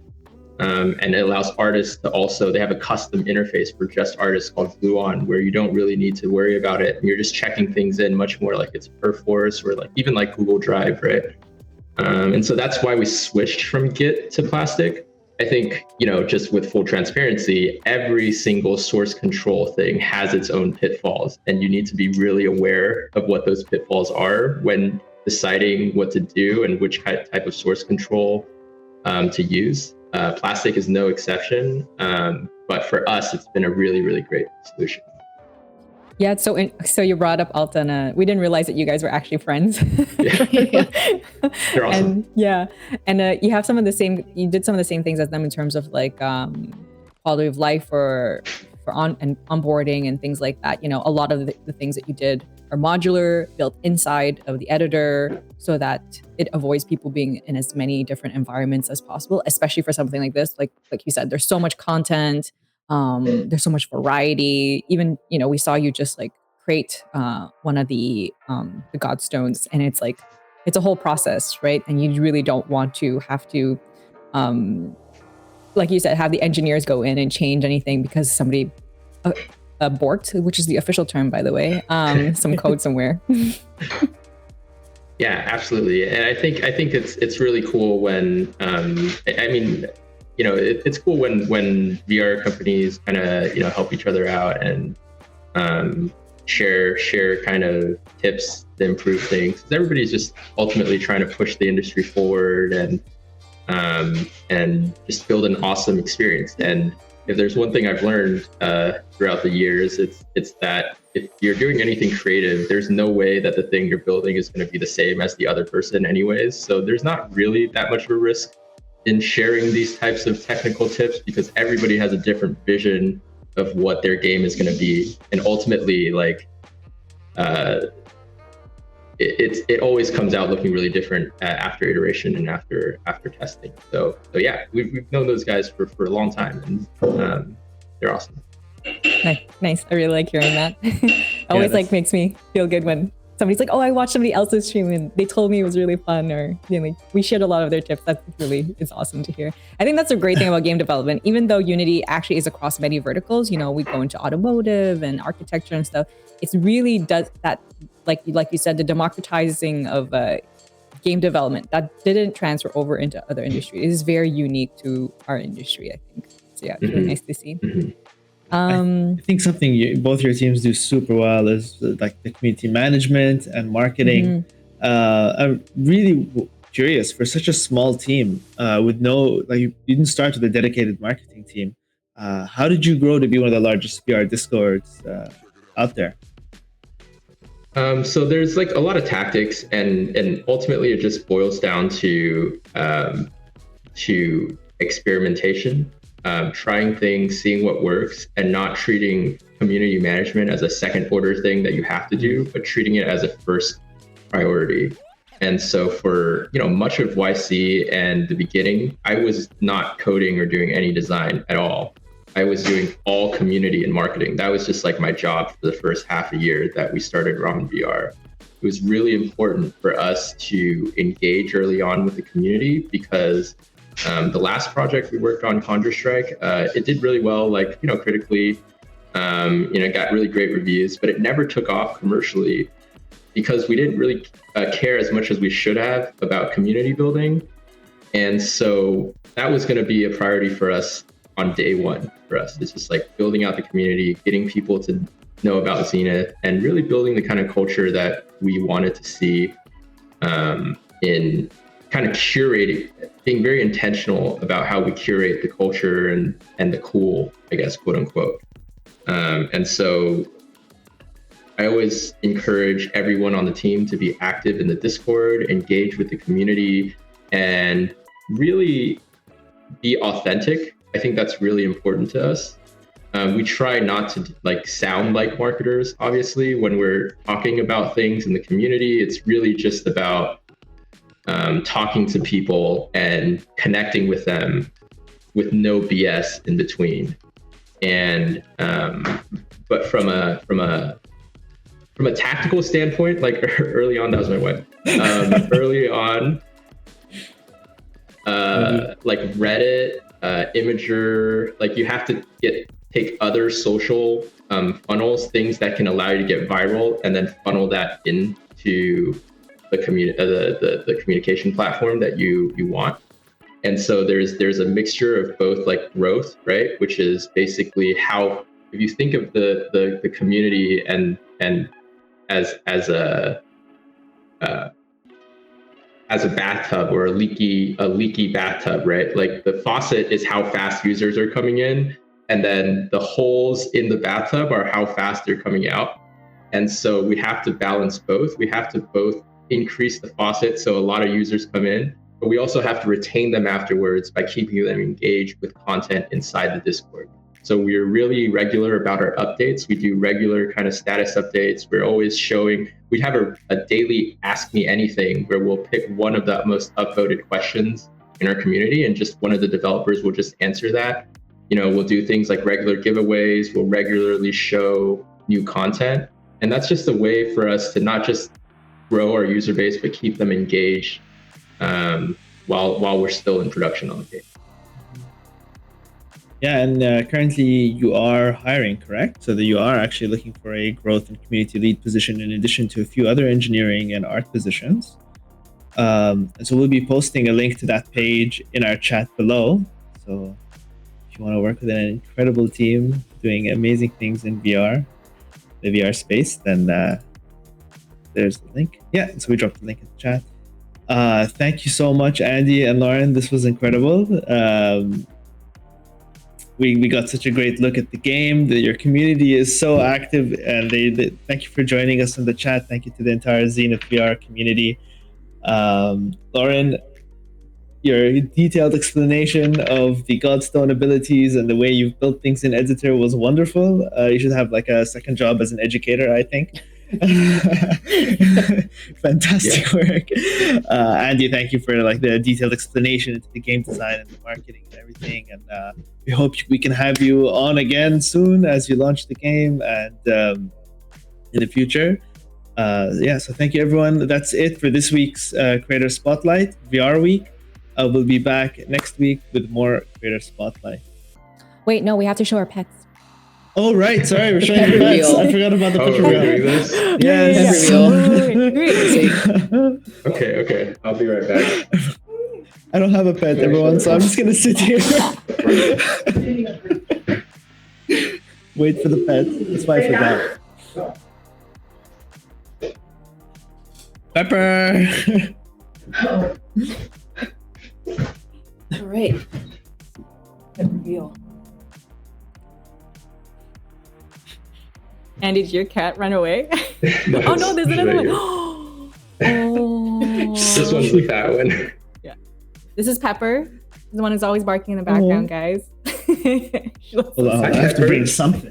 Hello. This is Remy. He was like trying to get in the entire time we were streaming. Like I could hear him trying to open the door, failing. This is Ding Ding. She's the princess of the household. When we went on vacation, she disappeared under a bed for a week, and we thought she was lost, but she's back now. No. Yeah. My dog This is just my noticed pet Remy. plant. Oh. Oh, This hi, is Planty. Has a face and everything. Planty. Planty. Yeah, there you go. Hi, Planty. Planty the Yeah. Is that your other cat making noise, Andy? He's like, Yeah, how there's another. dare. Oh, How dare she get all Yeah, the attention. Jujubee's out in the background. She's hunting for food right now. All right, chat. So thank you. Next time, Pepper is going to be hosting the stream.